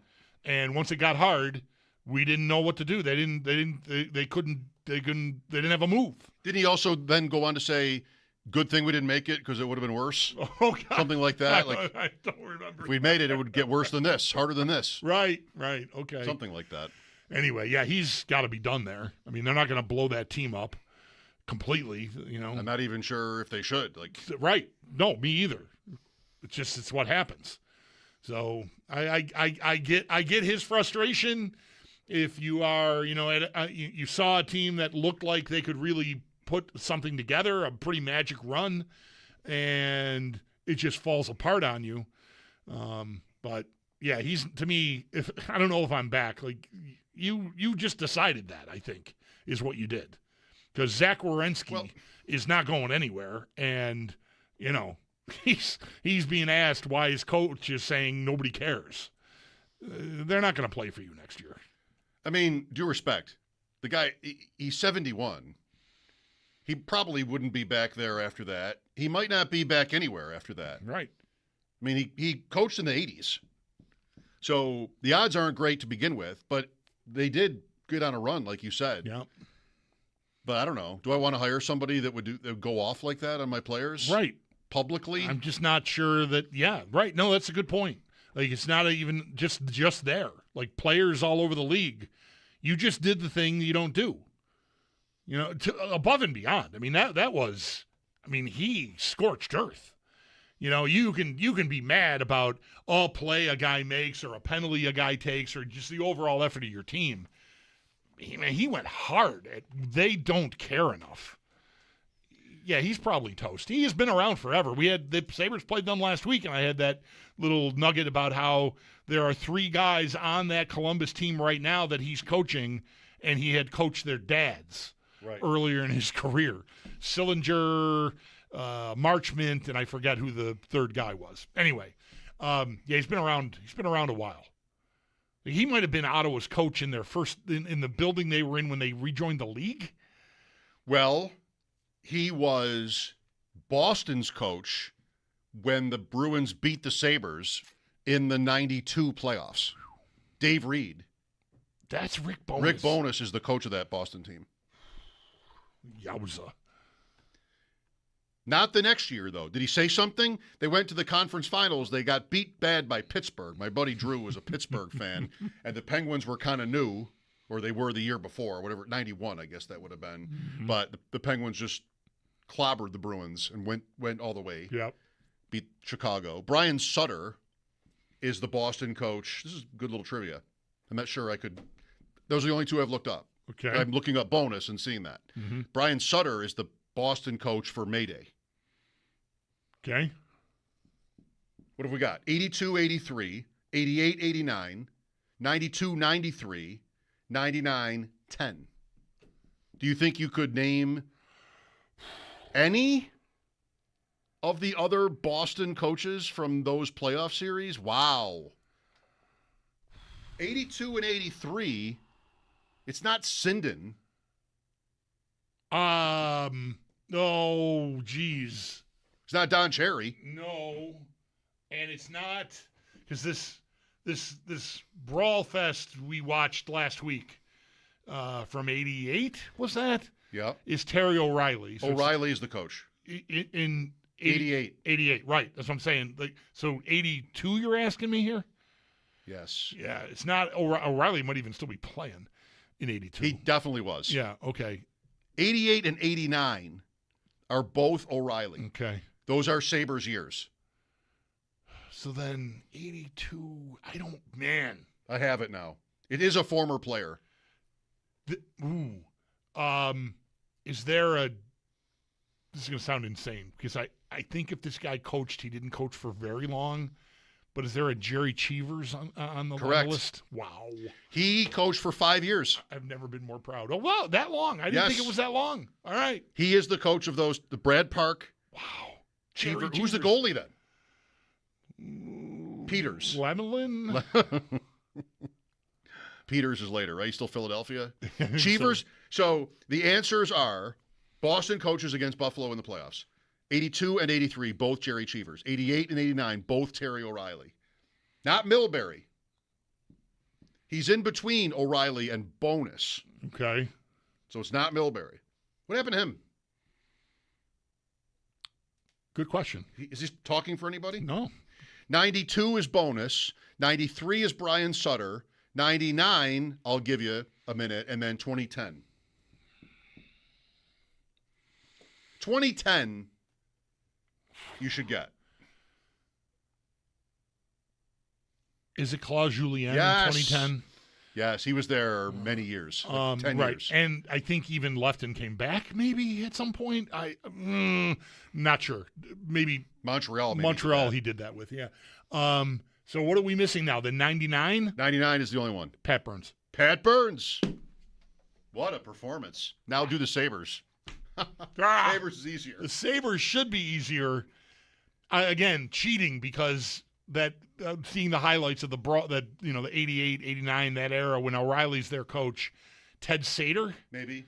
I remember seeing the what looks like to be the head coach on the bench, and it's not somebody I immediately recognize. And when that happens with a Sabres coach, my default setting is that must be Ted Sater. Yeah, that's right. That's what you do. So that's where I ended up. 88, 89 are both Ted Sater. Okay. 82 and 3 are both Scotty. Right. Okay. 92 is Muckler. So was 93. Yep. Muckler in for Dudley in 92. Mid-season. So 92 and 3 are both Muckler. And then 99 is obviously Lindy. And then it's Lindy. Yeah. And 2010. And 10, too, yeah. Wow. I feel like we just accomplished something. I love it. I don't know what exactly, but we did. I feel like we did something. It's something. For us, it's something. Just felt good to It's not building a loft. Getting stuff right feels good sometimes. Yes, you did very well. Who was in goal for Boston in that Brad Park game? We didn't finish that. Lemelin. Lemelin would be my guess. I don't think he's there yet. Yeah. But who is? I got to think of Cards. Is Peters there yet? There wasn't a coach/goalie, Cheevers. He didn't play. No, I don't believe so. And I can't really think of another. Like I can think of like Gilles Gilbert, but that's forever. Like It is Peters. It is Peters. Okay. What a name, Pete Peters. Pete Peters. Park scores the tying goal in that game too. Oh, great! Good for him. How nice. Second period, scoreless third, and then he wins it at 1:52 of overtime. We'll take a break. Mike Schopp and the Bulldog at 803-0550. Pregame at 6. Sabres Stars, the regular season finale tonight on WGR.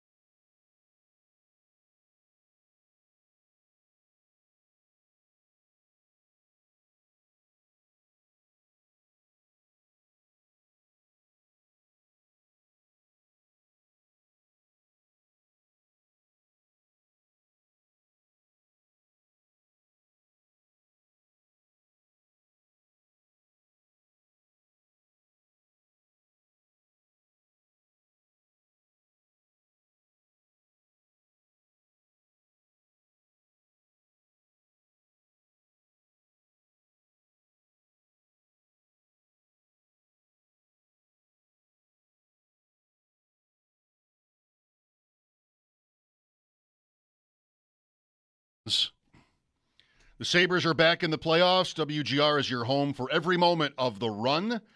Grab your Let's Go Buffalo playoff signs at Lenco Supplies, featuring incredible discounts going on now. And get there with Liberty Cab, your ride on time every time. Bulldog dutifully holding up the sign for those watching on our video stream. There it is. Look at some people are just naturals. Oh yeah, I definitely qualify. You didn't train for that. Yeah, no, that's right. And I'm not stiff and unnatural at all. I mean, you're a veritable Barker's beauty. Oh boy, wow. The show has never sounded. You can't say that. You can't say beauty anymore, right? It's awful. Sabres and Stars, game 82, pregame at 6. Zach Benson sitting on 99 career points. As far as we know, he'll be playing tonight. Maybe half dozen or so top skaters will sit this game out. Paul Hamilton will tell us what he knows coming up at 6. I did go outside today, like I told you. Mm-hmm. But I did another thing. Not just with the dog. Because I went outside with my brother-in-law's dog, Tucker, is staying with us since the weekend. And so I was outside, but only really with them. And that doesn't count. Tucker and Fred. Yeah, no, Margot had she sleeps in the mornings usually. Like, she is not, her energy window is like when I get home. Yeah. 7, everybody's in the house then. She saves her energy for when everybody's there. Before everybody goes to their respective rooms and broods. Sounds lovely. That's everybody. Sounds great. I'm watching old poker again. Does that tell you anything? Oh, my God. No, one thing I'm doing when I'm inside, I'd like to have a longer conversation with you about this. It doesn't have to be on the air. I know you're going to Montana tomorrow. But I hear a song, I like it, I put a heart on it. So it joins a list of liked songs. All right. Right? I don't have separate playlists for different moods, just like liked songs, right? And I noticed that I had gotten to 226 liked songs, and that bothered me. Too many? Just not a round number. I see. So I'm now trying to scale that back to 200. But I kind of feel like maybe that's not enough. Maybe you should go to 250. Maybe I should go to 500. Even better. I don't think you listen to music like that, where you just randomize every song that you like. Never, ever, ever. Right. You're a process guy. I listen to albums. Yeah, I listen to albums, and even, if they're digital and it's on my phone, when I get in my truck, Quadrophenia right now by The Who is queued up there. And I've been listening to that sort of every time I'm driving anywhere. If I listen to music, that's what it is. I have not had reason to change it. I got there at one. It's been a long time since I've listened to this. Let me put this on, and then every time through, I'm just like, it takes a few days. It's a double album. You don't listen to Kiss? But yeah, I don't. I don't. Wow. The only time a new song, like if an artist has a song that's out in September and the record's not coming out till December, I might listen to that 2 or 3 times in a row on a loop.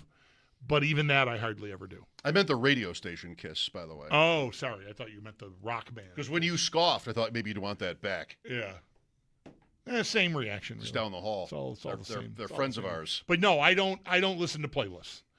I do enjoy every now and then if you're with the right group of people, and you've got Spotify, some service that gets you any song you want immediately. Passing the phone around, like, all right, you next, like sort of DJ sort of thing. That can be fun. But no, if I'm home, I'm listening to sides of records. You get to that list grows doing it my way when you go to like a song you like already, then it's start radio. And some songs coming up are not going to be on your list. Some are. Mm-hmm. But no, all right, well, I like this, so I'll add it to the list. And it just got a little bloated. I see. Or you need more bloat. All right. Isn't that just life? Do I need more or less bloat?